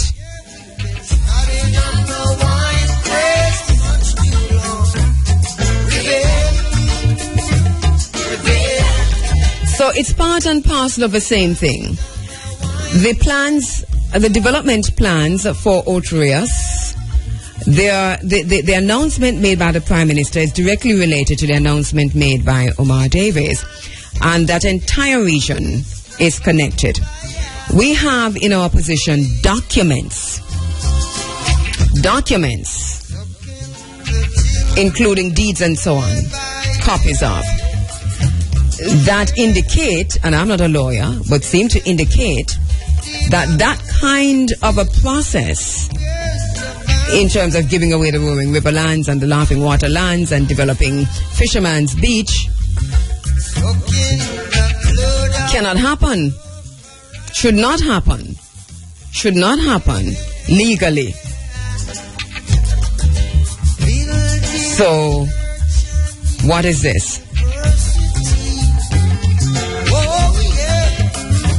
What does this mean? Who is selling out who? And how is the selling out taking place? Who is buying out who?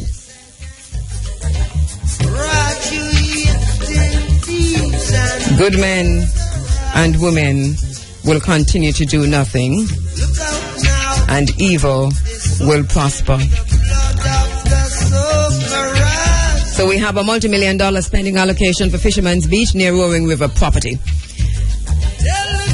Then we have the alleged withdrawal of check from Jamaica, winding down operations. We call it deceptive packaging. And then we have the article by David Volotsko, writing in the Asia Pacific, about what else is happening in the Caribbean. What can we learn? Because I do not, my intention, and I know that it's not possible, my thing is not to stop anything. But the question is, how can we leverage China-Jamaica relationships?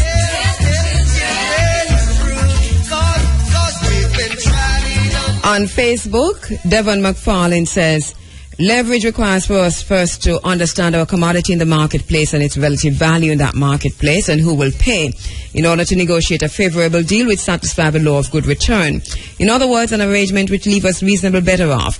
Because at the end of the day, sending short-sighted persons and corrupt politicians to negotiate, as with Bauxite, Sugar, Airline, Music, Highway, etc., as in Jack and the Beanstalk, we will always get a handful of beans. Jamaica needs to understand that our resources are not unlimited and that doing the same thing repeatedly will not make a different result.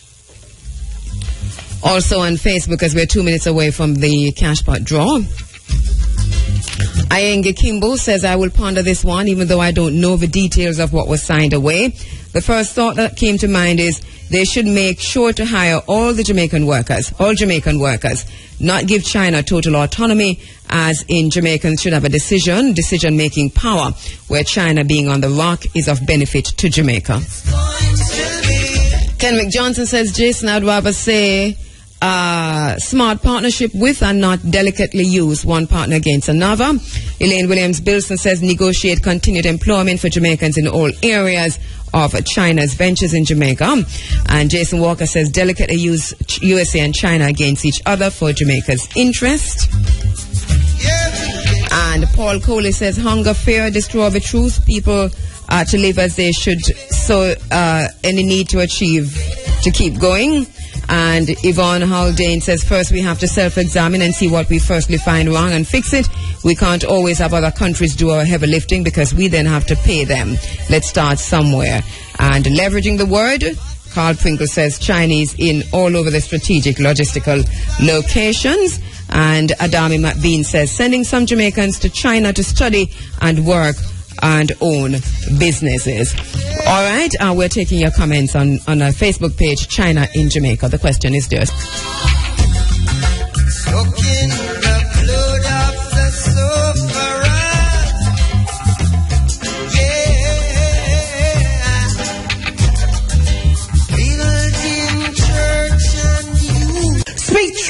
people. To identify the enemy is to free the mind. Free the mind of the people. Speak to the mind of the people. Speak truth. All right, we're back with you inside of the Africa Forum in this segment of the program, just before news and sports.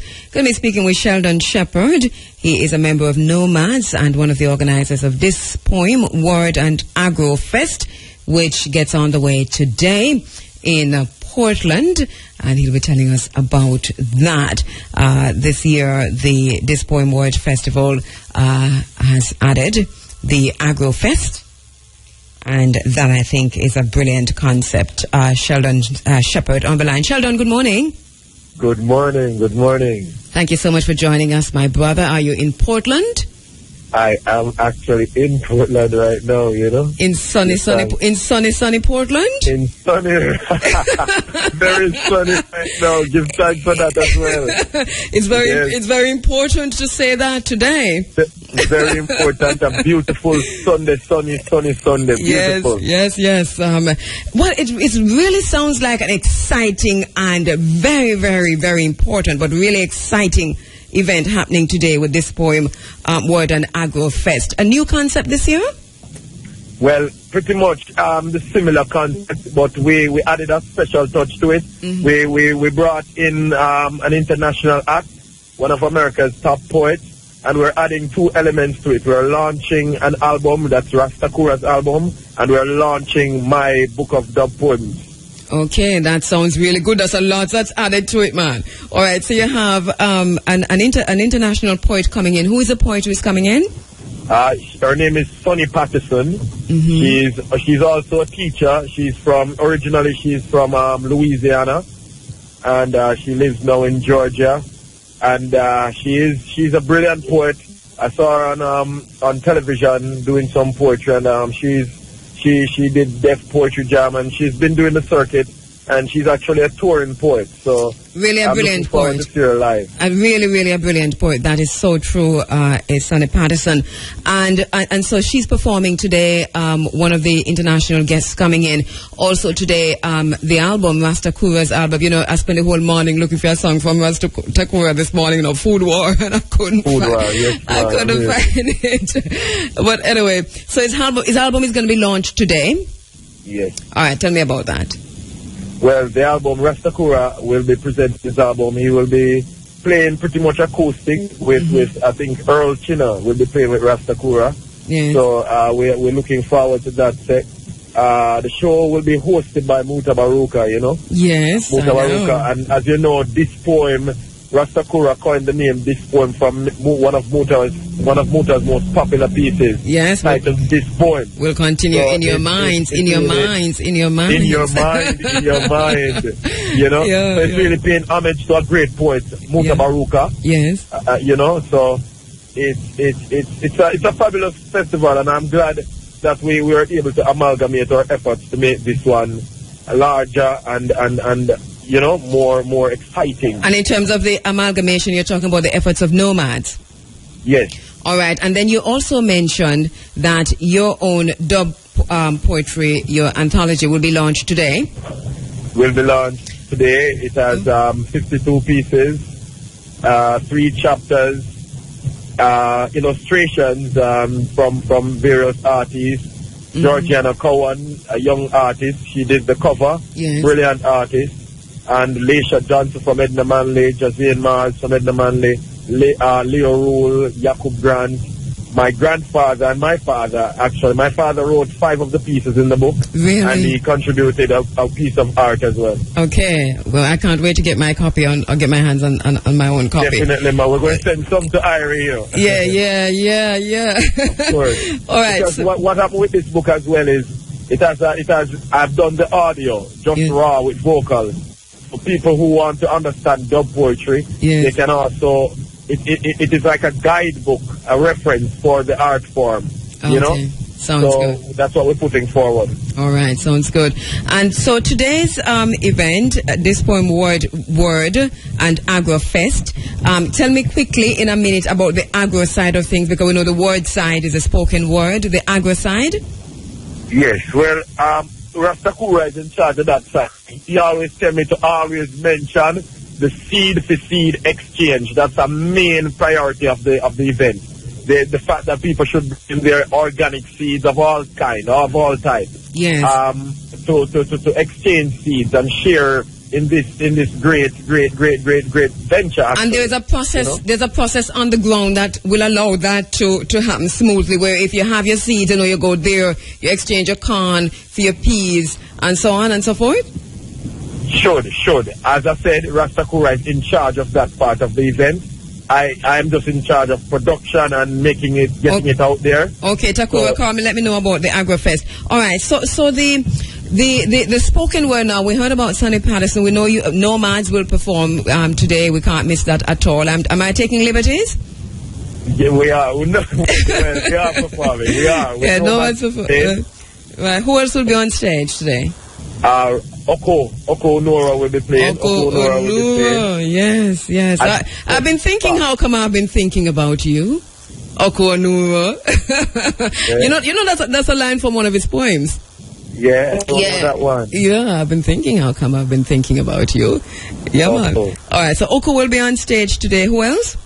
Oko Adviko Simba. Ah, yes. Launched her book as well. Brilliant sister, yes. Yes, indeed. And we have this international poet flying in. He's Jamaican, but he resides in America. His name is Teut Nine. Yes. Brilliant poet as well. Right. We have. I hear Michael St. George is here. Is he performing today? No, I don't. Maybe he'll come up and surprise us. Yes, Michael St. George. If I walk, I'm coming on. Then if he's here, then we welcome him. We are on the board of area. We welcome. Yes. Right. Of course. So you have Raquel Jones. You have the group Colors. I didn't know Raquel was a poet. That's Raquel Jones from TV fame. No, this is Raquel Jones from Edna Manley. She's a poet. Yes. That skinny girl there. Okay, yes. Yeah, she's really cool. Really radical poet. Brilliant poet. Yeah, brilliant. So we have some more people on the line. We have what's his name?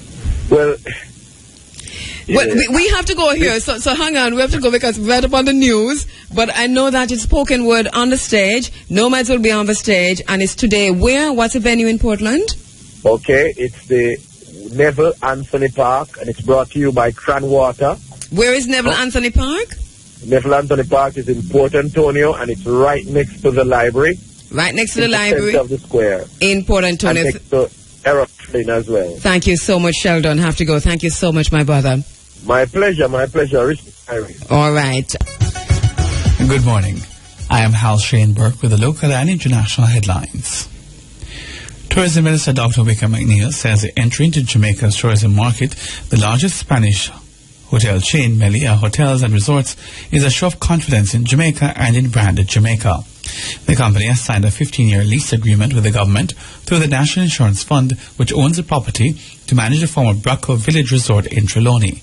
It will be known as the Melia Braco Village when it reopens in December of this year. Speaking at the groundbreaking event for the launch of the resort at Braco, Dr. McNeil says Melia is entering Jamaica when the tourism sector is on a high, with hotels reporting very good occupancies. The National Solid Waste Management Authority will begin the first collection of electronic waste, e-waste, today as part of a 6-month pilot project. Communities in Angels 1 and 2, Angels Grove and Hellstrain St. Catherine will have their e-waste collected on Sunday by a special NSWMA team. Electronic waste to be collected include CPUs, mobile phones, printers, monitors, laptops, keyboards, mouse, chargers and cables. Residents are being asked to ensure that the e-waste is separated from other household wastes. Delegates of the Jamaica Labour Party, JLP Northwest St. Anne, will have to wait a bit longer to choose their candidate for the next general election. This as the voting and selection process initially scheduled to take place today has been postponed. It's not clear if this election will be rescheduled for next week Sunday or sometime after the court battle with current caretaker Othniel Lawrence has been settled.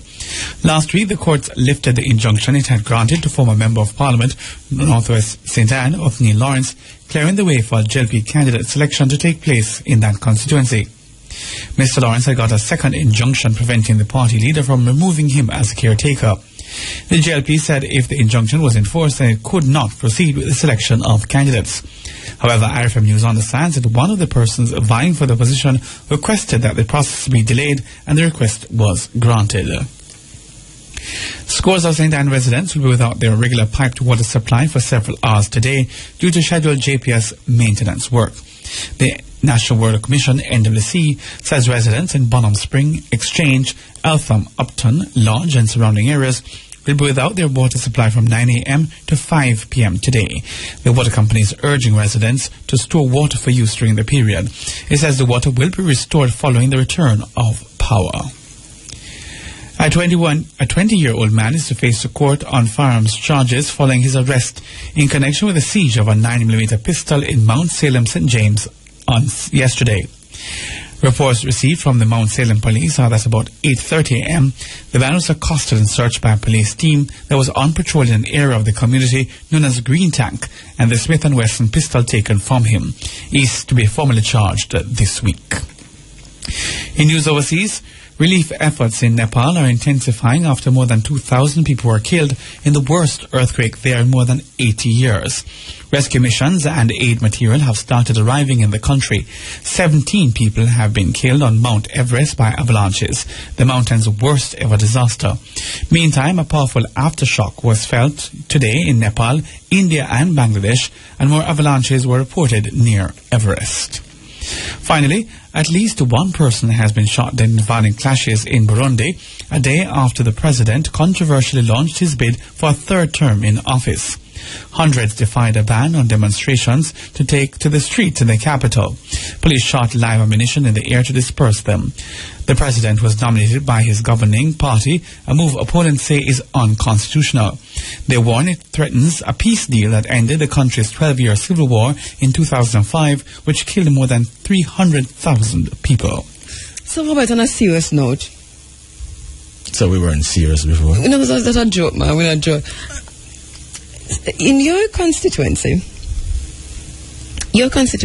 mm-hmm. there was a killing of a child. Is it a child? Do we know? I just know that I think 2 people were chopped to death. Yeah, in Dromley. Dromley. That's not Claremont though, but it's near. But it's your constituency. It's same place in that same. I mean, not in every sense of the word, you know. It is in the Southeast St. Anne constituency. Yeah, it is in St. Anne. Yes. It is in our parish. It's closer to Bensonton. Yes. Mm-hmm. Yes, up that side. Yeah. Very close to Bensonton, right. So a condolences to the family, but what a horrific death. My goodness. We're understanding that the young lady who was chopped to death might be underage, like a 15 years old or something. I heard the minister. That is somebody from she goes to a high school in the parish. But I heard the minister on CVM last night saying that she was just coming back from the area. Oh. You know, kind of talking about the gruesome thing. And why some people they experience different, you know. I don't know what happened. But I mean what was clear is that there was some dispute and the person went away and came back. And then from what the minister said last night, is there some discussion that it might be a person of unsound mind? I don't know. I don't know. We still don't have information, a lot of information, but even now, but wow. Why make you feel chilly when you hear them something, man? You know, there's some our young children are being killed at a rate that the country's turning on itself. It's almost cannibalistic. It's like a disease. And it's we see one doing it. Them see one doing it. Yes. You know what I mean? Still. But yeah. It's not anybody coming from Mars or Jupiter. We see one from the same environment, the same communities, the same country. And then in was it St. Elizabeth where the body of a young girl was found? Yes. That's another situation. And now the latest we're hearing and I think there was one in St. Catherine. It is too much. You know, it's just too much. Sometimes I'm wondering if it is part of a crazy scheme. Scheme? Okay. And not that they are all related, but some crazy people around us, you know. But it's happening at so many. Can it all be just crazy people, Robert? I mean, it's just it's happening in so many households, so many parishes, so many families. Andrea, the families are turning against each other. I mean, what is psychic trauma? We know a post-traumatic slavery disorder. We can't say that till we're dead. But I remember I remember you highlighting a study that was done by some doctor. Dr. Fred Hickling. That was saying the amount of persons who are... mental disorder. Mm-hmm. Yes, in Jamaica. Mm-hmm. And we had said at the time, when I remember he came to the studio, and he lamented at the time, that he was afraid that it might not be given the kind of treatment that it deserved in terms of the response. Yes. So maybe what we are seeing now is a manifestation. But it is heart-rending. I remember also that many years ago, it's over 10 years, when we focused, and you might remember because on child molestation, incest and rape, and at that time it wasn't so pervasive in the society, but we saw it coming because we were doing the Write It, making literacy, IRI, and so many people were coming to me. Children were saying to us that I'm being molested. Because at that time, a lot of it was not being reported. That's right. But sometimes it's not even because it is being reported now, but it is so in your face, so gruesome. But the writing was on the wall, Robert. And the question that I'm asking is, after what is being done now? Because you see, we have wasted many moons of not addressing this scourge that was coming up on us that we saw from afar. I was so frustrated, and I was asking a question for 10 years straight. If a tree falls in the forest and no one is there to hear it, if we make a sound. You ask me too. I ask you. Mm-hmm. But you see, we are a society that deals with things after the event, and something has to happen first before we try to address it. I am telling you, that is how we are. It is sad. We are never proactive.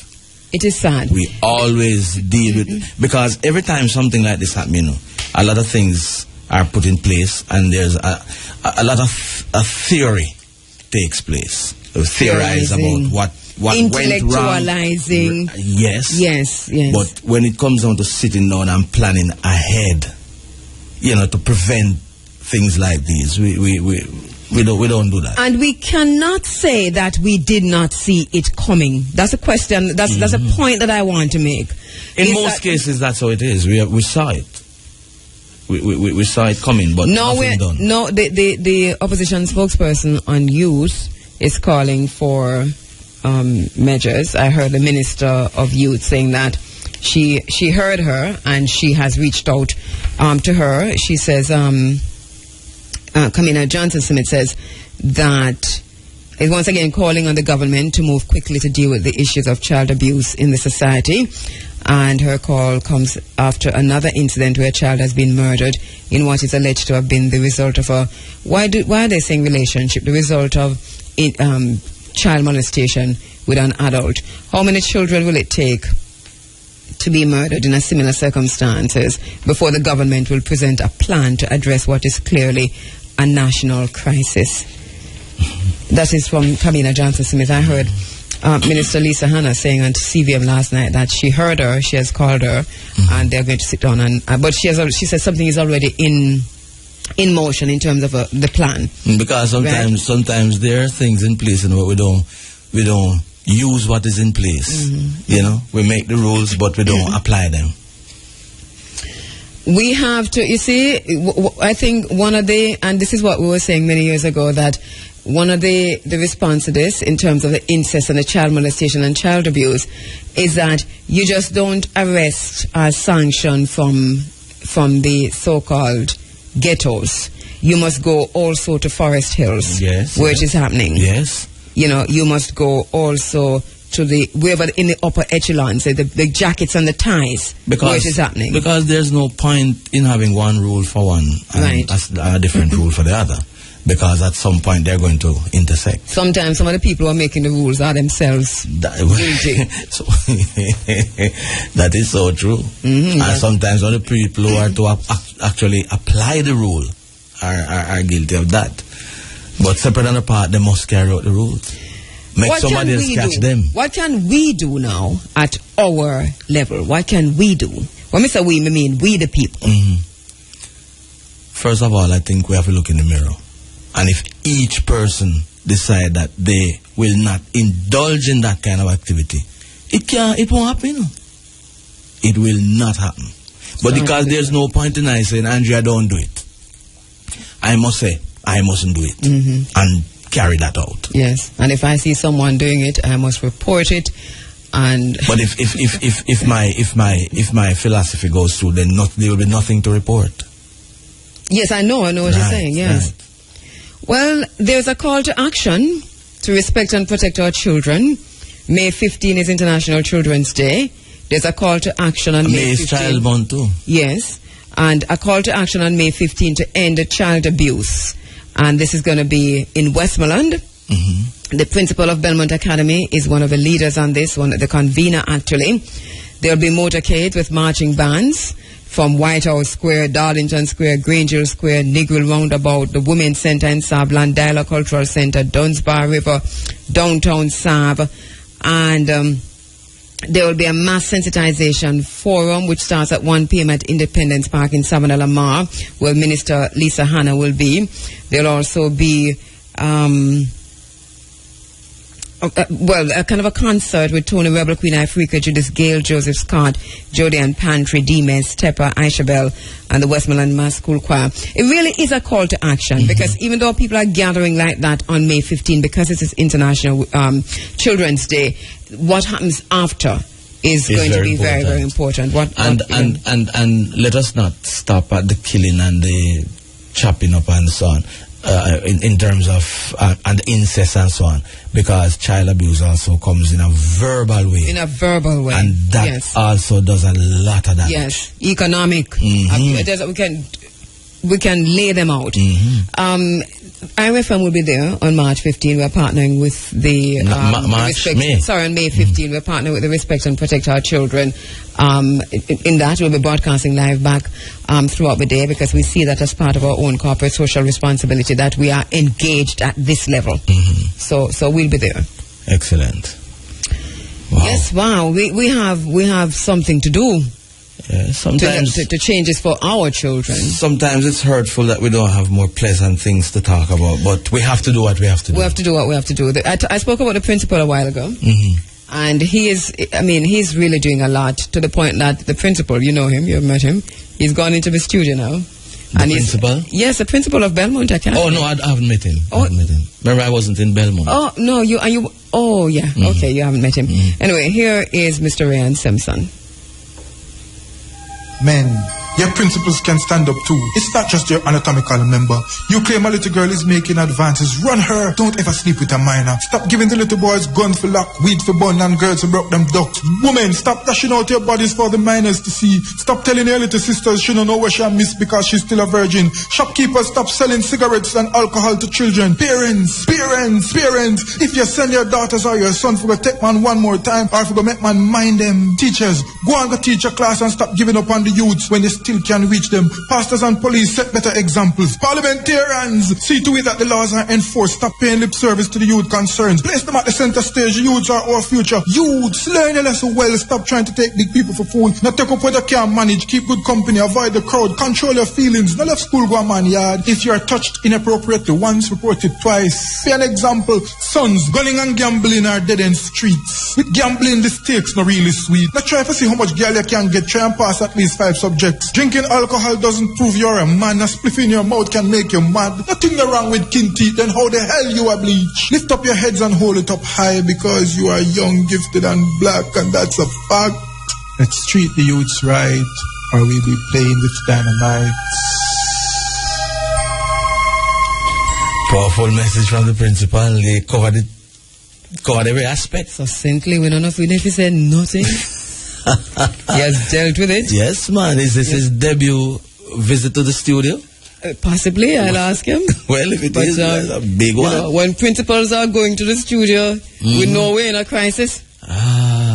Don't necessarily agree with that because I think we have to use all the forum that is available. And if this one is it's a response. I mean, it's a response to the crisis that a principal is going to get up from his office and from his classroom and say, you know what? Yeah, because when he speaks at devotion, he speaks only to his local. Exactly. So when he goes to the studio, like you just played a while ago, the world hears. Exactly. Addressing the crisis. Thank you so much, Mr. Williams. You have a great day. It's serious business. Yeah, it's serious business. We have to work harder.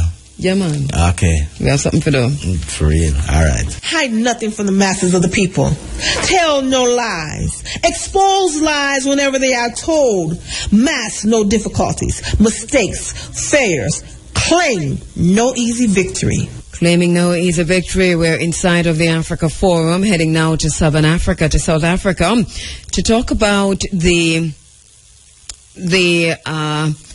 thrust in South Africa to purge the oppressive remnants of apartheid from tertiary education, but from the structure of South Africa generally, decolonizing how academic value is appraised. The Open Stellenbosch University, they have been raising awareness in this regard, not just raising awareness, but ensuring that their own action can result in change. The official spokesperson is Kule Duma, and waiting to speak with Kule on the phone lines now about what's happening in South Africa. We spoke with a representative from the University of Cape Coast recently about the Rhodes Must Fall campaign, and we heard what was happening there. We continue to focus on that. The issues being faced in South Africa, even after apartheid, are very similar issues that we're facing here in Jamaica, that we face on the African continent, but also that we face in the Caribbean, the African diaspora. The South Africa issue is also our issue. So Kule Duma, official spokesperson of the Open Stellenbosch University, he'll pronounce it for me well, is on the line. Kule, good morning. Yes, good morning. How are you? Well, good evening, good afternoon outside. From South Africa, yes. Thank you so much for joining us live from South Africa. And thanks to our listeners who are joining us on the internet at irfm.net from South Africa. We're getting your tweets, so I know you've been waiting on this conversation that we're having now with Kule. All right, Kule, tell me first of all about the group that you represent. Yes, basically Open Stellenbosch is a collective of students at Stellenbosch University in the Western Cape province of South Africa that basically realizes that we are in a university space that has created apartheid, a university that is part and parcel of creating apartheid, and that many of those remnants of exclusion, many of those remnants of racism, many of those remnants of discrimination are still evident in Stellenbosch University, and we need to fight against those remnants. We need to fight against those ghosts. And we basically come together and we are addressing issues once at a time. One of the issues that we are addressing at the moment is the issue of the language policy. First of all, what we're saying is that students should be taught in the language that they understand, and we feel at Stellenbosch University the language of Afrikaans, which is the language that was used to exclude in apartheid, and the language that was enforced on other people in apartheid, is used as a language to keep other people in and keep other people out. And yes, that's what Open Stellenbosch is about. All right, and I know for us listening in Jamaica, eyes are popping because this for us is interesting. You know, you hear about apartheid and the dismantling of apartheid, but the structures that facilitated and created apartheid are still functioning, highly functional structures in South Africa. You're saying you're taking the issues one at a time, and that this issue you're now focusing on is the issue of language. Explain to us, Afrikaans started the Stellenbosch universities. Afrikaans, is there any other language that is used, or is, because I hear you saying that here it is it's a language of exclusion, it's a language of oppression. Well, yes. I mean, I must say that all these issues are somewhat intertwined. They are intertwined. So it would be unfair to say that we are taking them one at a time. But what did stop this discussion that we had was the issue of language. And so we are focusing on the issue of language at the moment. And it's to say that, yes, this is the issue. Afrikaans is used as a language of exclusion in the sense that in Stellenbosch University there are two languages that are used, the English language and the Afrikaans language. First, English is used as a language of as communication in South Africa. It is the medium in South Africa. And we find it unfair that when you're trying to have a public institution, which is a South African institution, you enforce a language like Afrikaans on students. Because many students who are in the university actually don't understand Afrikaans, and they've been forced to go to lectures that are in all Afrikaans, despite being told that that wouldn't be a problem.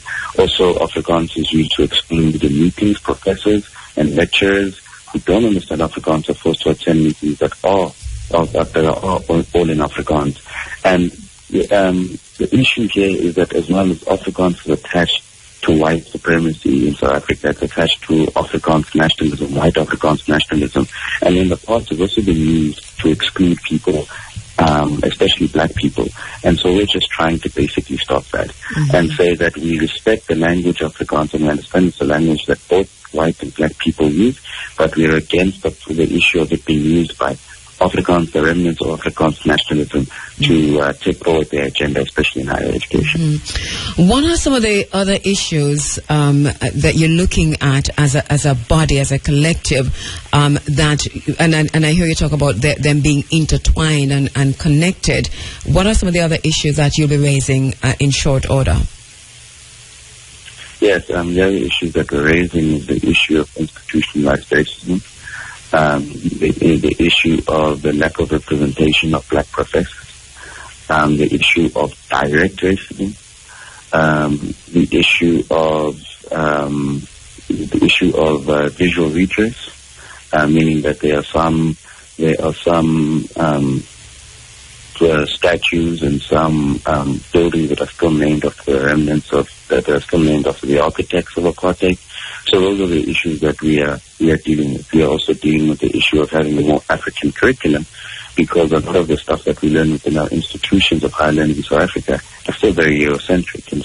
In fact, funny enough, despite the fact that we're on the African continent, we don't actually have an African studies.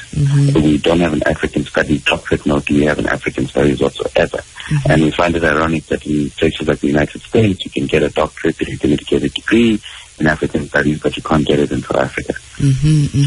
I noticed also in an address by the student representative from the University of Cape Coast recently, a few days ago, he talked about changing the language, decolonizing and deconstructing the language from transformation, because transformation has been the general thing, and he's been in this space. We've also interviewed him on this program, and then he spoke about transformation. But I saw the progress this week, late last week, where he now says, let us move this, deconstruct this from transformation to decolonization. Are you in agreement with that? I'm in absolute agreement, because we must realize that South Africa, in its form, just basically how South Africa is actually very European, first and foremost. It is very Eurocentric in everything that we do. And I think this is a new trend that has come. And we have not realized that the way that our institutions are embedded in colonialism are basically that the struggles and the injustices that have been caused are very present in our institution today. So yes, he is very right that we should break that. Why don't we have African universities in South Africa? We are very European universities. When I'm in my lecture, for example, I'm one of very few black students in that lecture hall. I do not learn anything within my lectures, whether it be philosophy, whether it be politics, whether it be economics, or that I can actually implement in Africa that are meant for Africa. So we do have to decolonize education, because we need African solutions for Africa. You know, I feel like what I learned in my lecture halls or something is a conversation I can have in Europe, not in Africa. I must congratulate the students.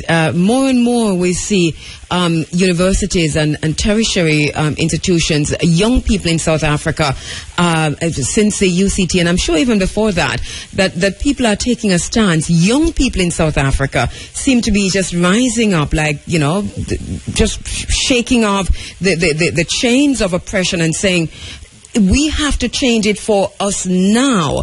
Is that the mood generally in South Africa for young people, tertiary institutions and otherwise?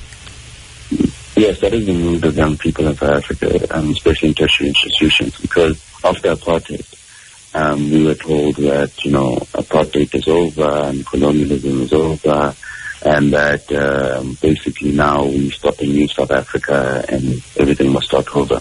But as we grow up in this new South Africa that is filled with many problems, we begin to realize that we are still oppressed. We are still in the same chains of those very things that have caused the oppression of our grandparents and that of our parents. And so it was like suddenly you're waking up out of a dream. We were sold this whole reconciliation dream, this whole Rainbow Nation dream. And now we're realizing that actually we still have to fight. And we are realizing that freedom, as per se, the freedom that we've been given, is not a freedom that is actually delivered to us. We still find that the freedom still privileges white people. It still privileges it still privileges them in terms of the economy. It still privileges them in terms of education, and that the majority of black people, whether it be in education, whether it be in economy, are not benefiting from these things. It's unacceptable in our country that has a population of over 80% black people for there just to be represented at 50% in the institutions of higher learning. It's unacceptable in a country that has 80% black people for them to only control less about 10% of the economy, while a minority of 10% controls 80% of the economy. So we've got to break these things down, because if we don't, then I fear that the future of South Africa is very unstable. I must say that I totally agree with you on that. The university has responded. I know I saw on the web page, on the front page, the home page of the university, that there has been some response to the students' activism. Can you tell us a little bit what the response was and whether or not there is any level of satisfaction with the university's response? Yeah, I don't think we're ever very satisfied with the university's response, because you have to realize where the university's response comes from. It comes from a point of trying to protect itself rather than dealing with the issue.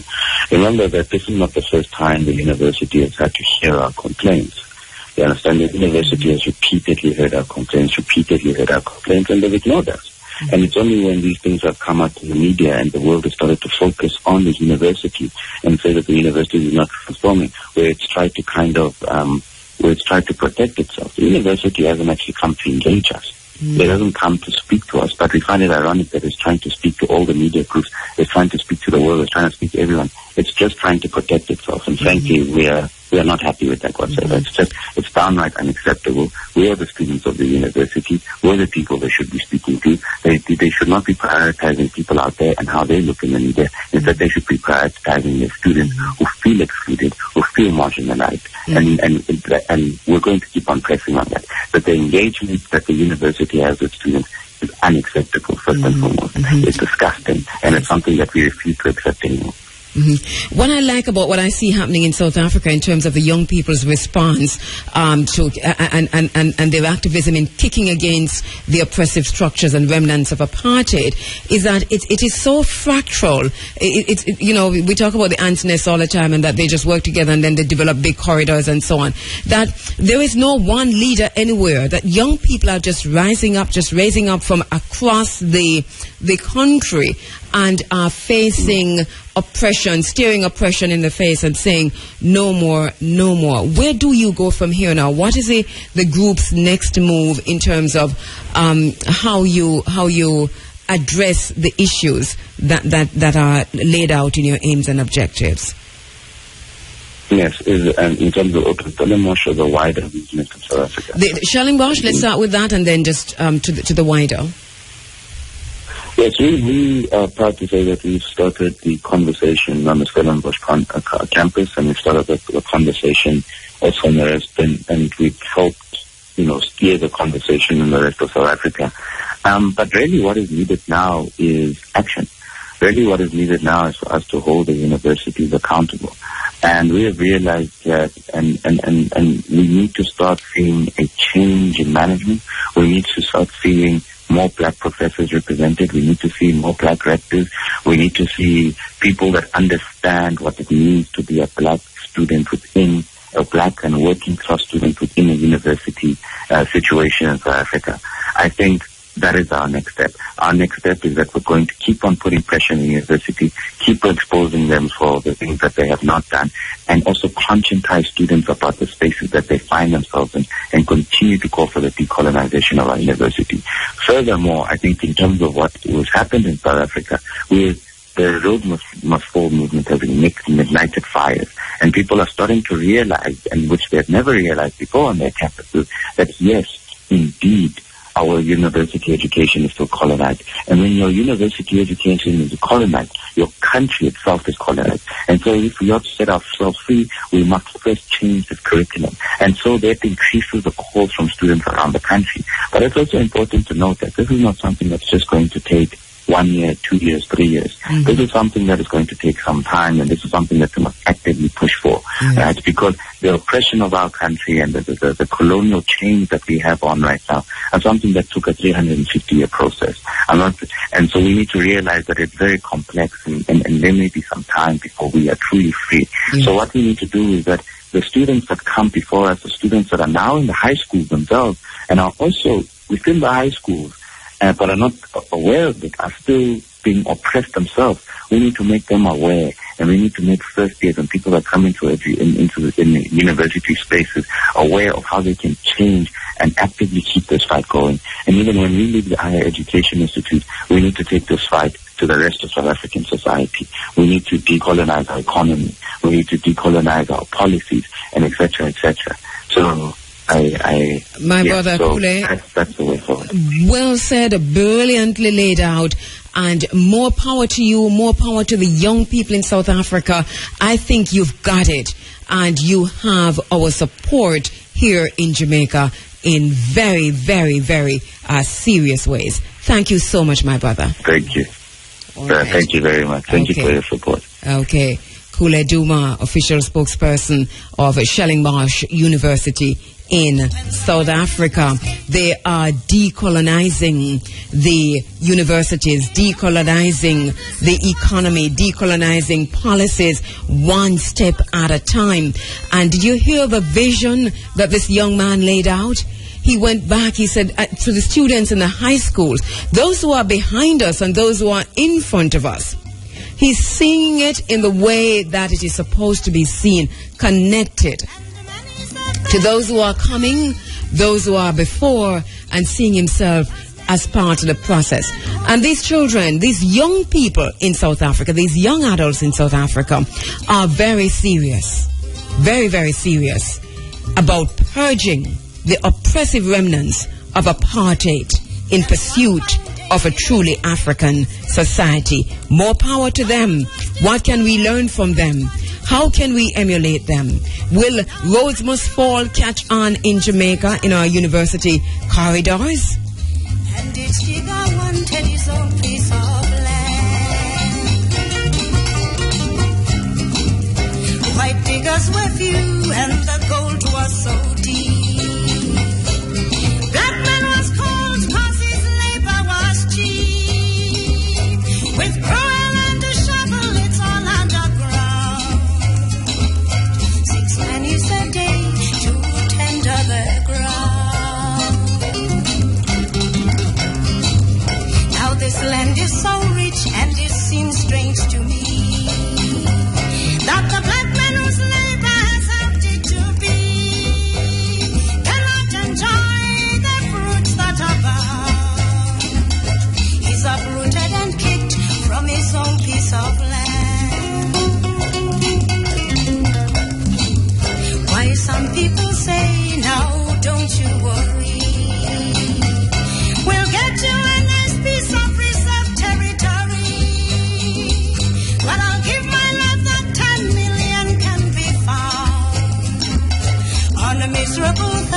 peasant of the ground. Yes, some people say, no, don't you worry. You can always find jobs in the white man's city, but don't stay too long and don't stay too deep, for you're bound to disturb the white man in his sleep.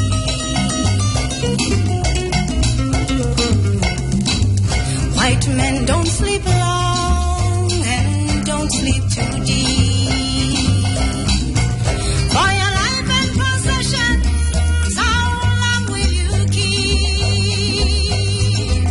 'Cause I've heard a rumor that's running around, for the black man's demanding his own piece of ground, his own piece of ground. When we lose our African connection, we lose our rural connection.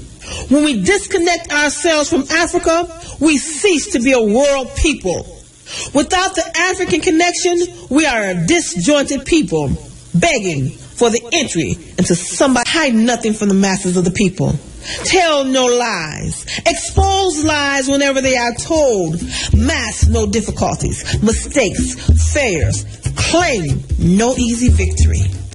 Happening now, relief efforts in Nepal are intensifying after nearly 2,000 people were killed on Saturday in the worst earthquake there in more than 80 years. Do you know that the New York Times or the London, well, yes, the Times of somebody, well, the Times newspaper is reporting that the earthquake in Nepal was inevitable and that scientists from around the world have been preparing for this for many, many years, and it goes all the way back to that initial crash between Nepal and India and some other countries, and that scientifically there has been a push, the continents, push of countries against each other or towards each other continuously at 2 point something per second or something to that effect. We'll get that information from you, but it's interesting that, you know, we're getting this information that this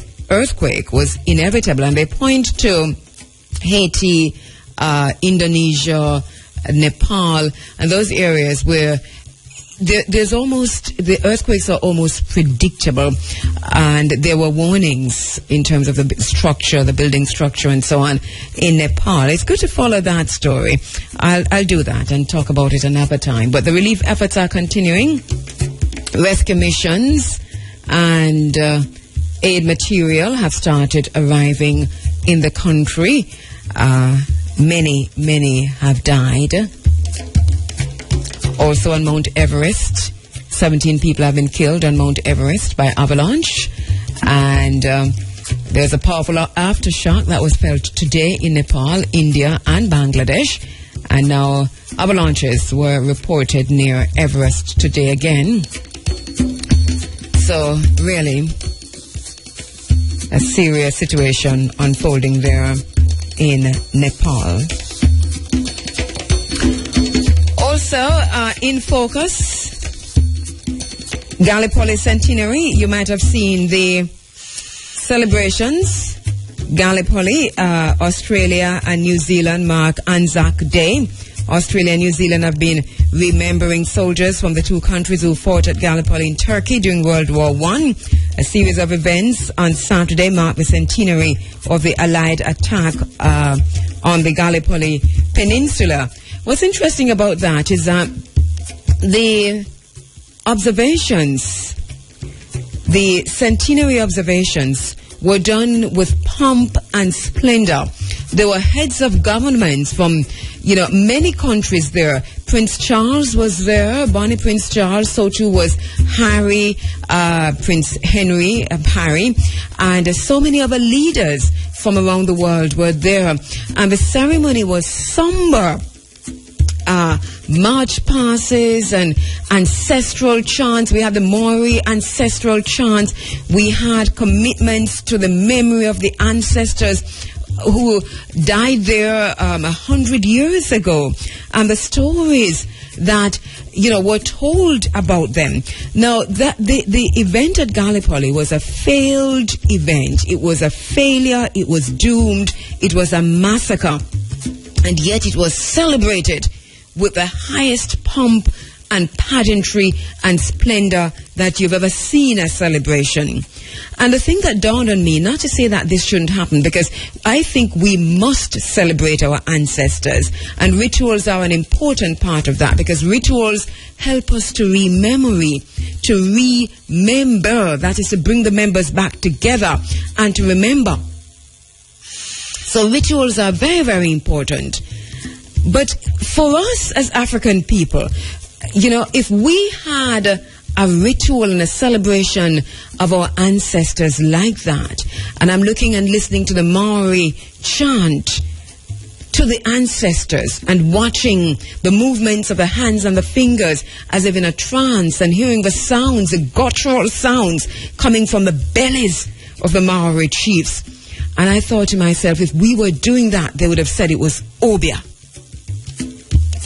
We must not be afraid to call our ancestors, or to chant and to call the names of our ancestors. They don't want us to, because they know the power that holds. The track you're listening to is from the album called Heritage. The track is called Conjurer. We conjure the spirits. We conjure the ancestors. We conjure Chief Tai Chi, Ni Tai Chi. We conjure Sam Sharp, Baba Sam Sharp. We conjure Baba Paul Bogle, calling to the fore the ancestors, and to say to them that we know it's an unfinished revolution. We know what our duties and responsibilities are in that revolution, as we conjure the spirit of Nana of the Maroons, as we conjure the spirit of Wanda Seras, the first Maroon.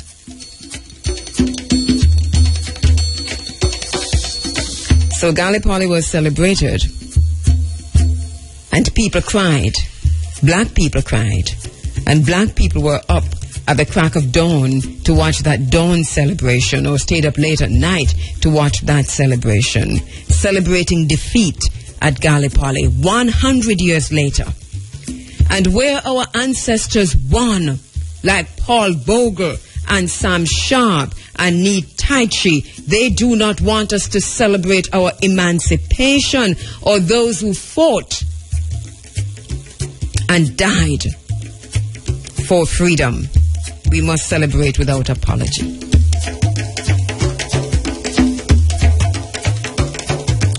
In focus now, China seems to be bailing out Venezuela. Venezuelan President Nicolas Maduro has said that China has provided a new loan of $5 billion to Venezuela. Maduro said the loan could be used to finance development, but he did not provide results. Venezuela, as you know, is in a precarious economic situation. It has been hit especially hard by the dramatic drop in oil prices, and that began last year. And you also know that the pressure and the squeeze that is being put on Venezuela by the U.S. right now isn't making it any better. So China has stepped in. Welcome, China. $5 billion to Venezuela. You think no Cold War not happening? There is a Cold War on.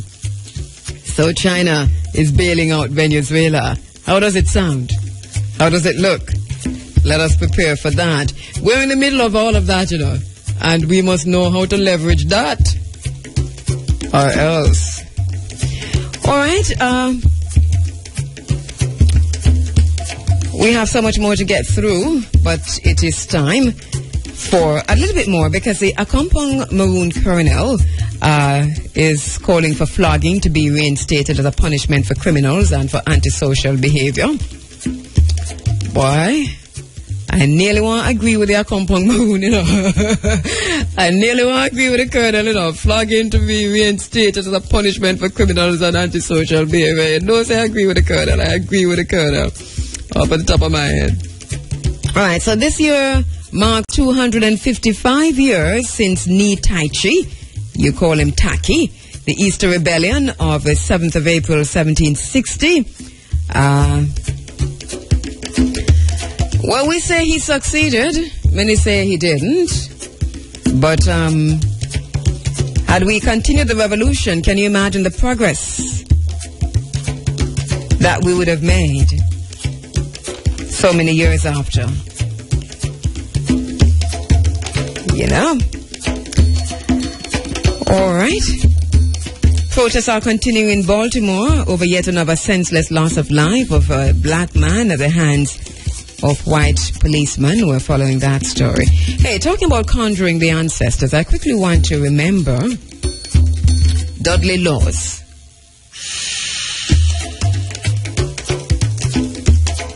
Quickly want to remember Dudley Laws. Born May 7, 1934. Transcended March 24, 2011. He was a Canadian civil rights activist and executive director of the Black Action Defense Committee, but he was a Jamaican. Dudley Laws was born in St. Thomas Parish, Jamaica, to parents Ezekiel and Agatha Lewis, and was a brother to 6 other siblings. A welder and mechanic by trade, he worked at Standard Engineering Works until he emigrated to the United Kingdom in 1955 and became involved in defending the West Indian community there. He influenced the development and launch of the Summer Leighton and Geneva Road Association in Brixton, and also joined the Standing Conference of the West Indies and the St. John's Interracial Club. In 1965, he relocated to Toronto, Ontario, Canada, where he worked as a welder and a taxi driver. He joined the Universal African Improvement Association, a Garveyite organization, and Laws became prominent in the 1970s and 1980s as a critic of the then Metropolitan Toronto Police Force due to a number of young black men being shot by police constables, as well as leveling other allegations of racist practices against the police.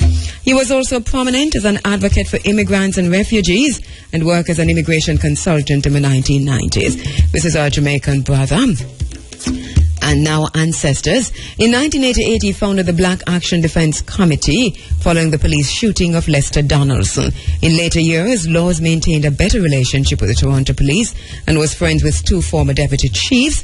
He died in Toronto of kidney disease on March 24, 2011 and interred at Glenview Memorial Gardens. There is an activity on Sunday, May 3, annual Dudley Laws Day. Keynote speaker Mr. Denham Jolly, a founding member of BATC.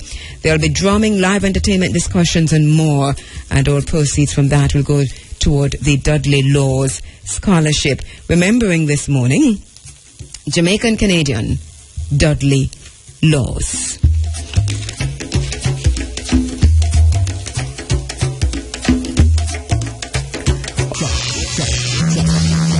Speak truth to the people. To identify the enemy is to free the mind. Free the mind of the people. Speak to the mind of the people. Speak truth. It's time now for the bottom line. This morning, the second in this series, as we continue to ask, is China a partner, a competitor, an investor, or participating in settler colonialism? The bottom line is that to understand China's engagement with Jamaica, we must critically analyze China's relationship with Africa, China-Africa relations. Issues relating to migration, the environment, human rights, labor, and transparency are extremely relevant in any analysis of China's engagement with Africa, with the African diaspora, with the Caribbean. Last 2 weeks ago in this forum, I pointed to China's love affair with the hugely successful Angola model and showed how that model, which first started in Angola, was successfully operationalized in the Democratic Republic of the Congo in 2008, more recently in Somalia, Ethiopia, and is now being rolled out in close to over 50 African countries, including the Caribbean African diaspora. The bottom line is that close examination of China's engagement with Africa reveals what can only be described as settler colonialism, and this must be analyzed within the context of migration, which is my next stop.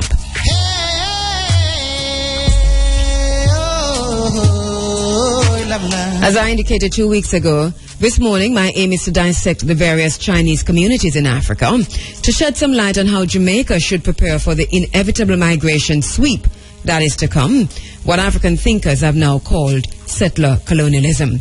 The bottom line is that settler colonialism, or the settler colonial phenomena, is not new. We all can identify various times in history where colonialists or settlers come to stay, to establish new political orders for themselves rather than to exploit or engage native or local labor. The bottom line is that settler colonialism is about turning a place and a specific human material into something else, and paradoxically and simultaneously about a specific human material that remains true to itself in a place that is other. Place that is other.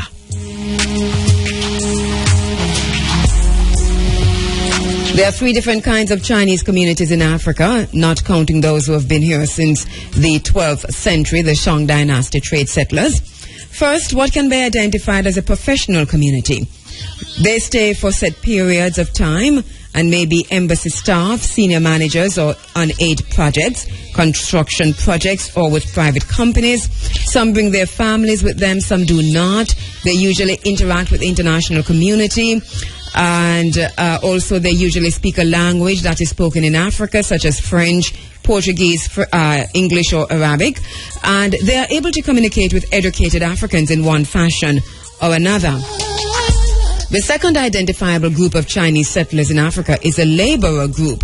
They're usually contract laborers who are brought in mainly to help implement infrastructure projects that are run by Chinese companies. They usually go to Africa on set contracts, 1 to 2 years renewable. They are minimally educated and semi-skilled. Sometimes they do have a more developed skill, such as driving heavy equipment. They go to Africa without their families.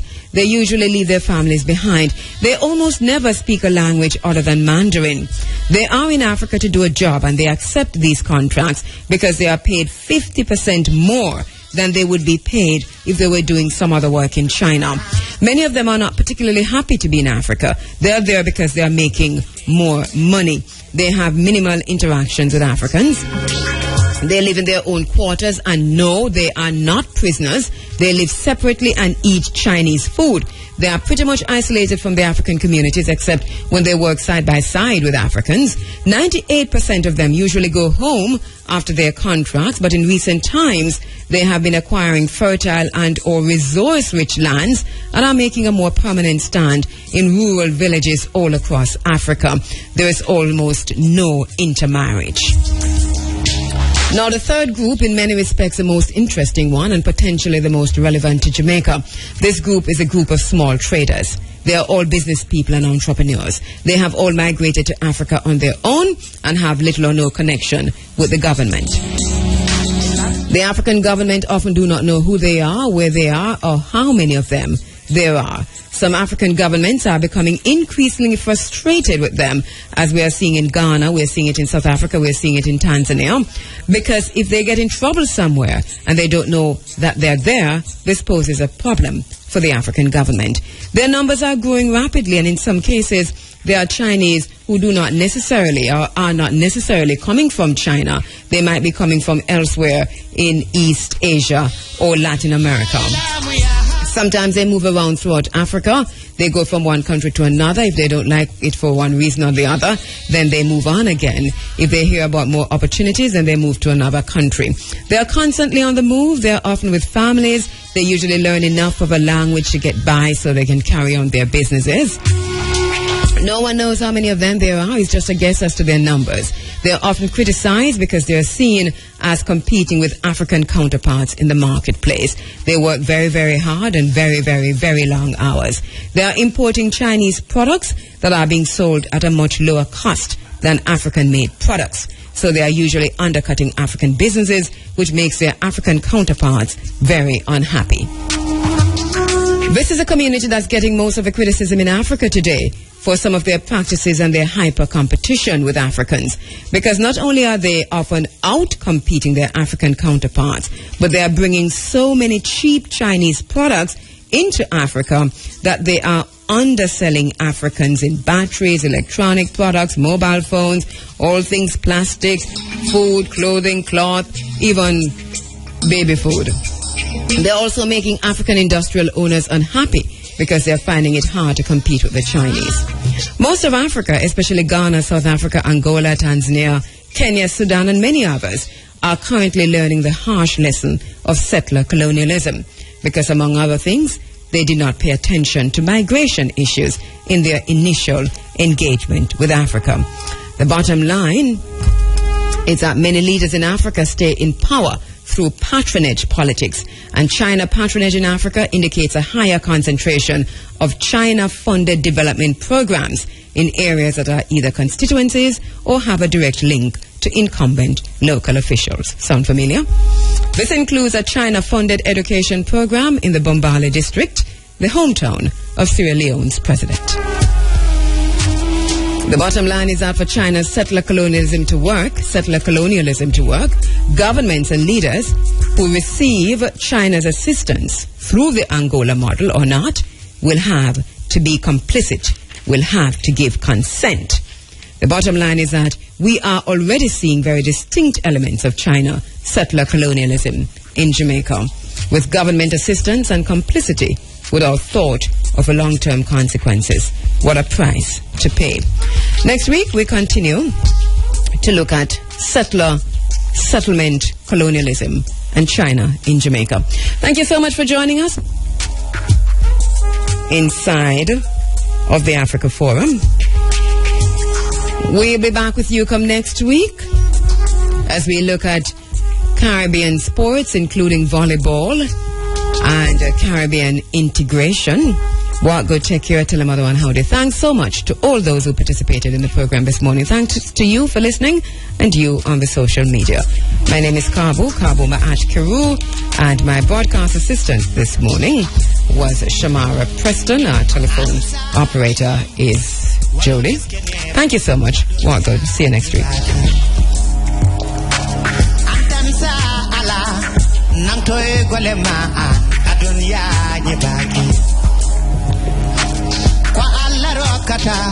Ko alayitata kwa alla faboto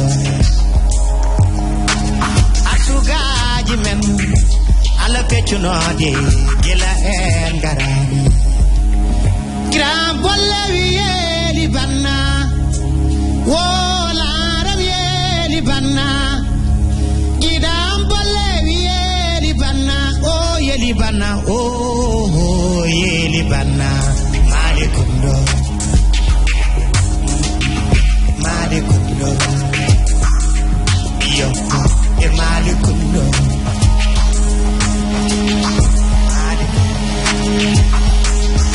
yeah, Malikundo, Malikundo, Malikundo, Malikundo, Malikundo, Malikundo. Komali kuno, mali kuno.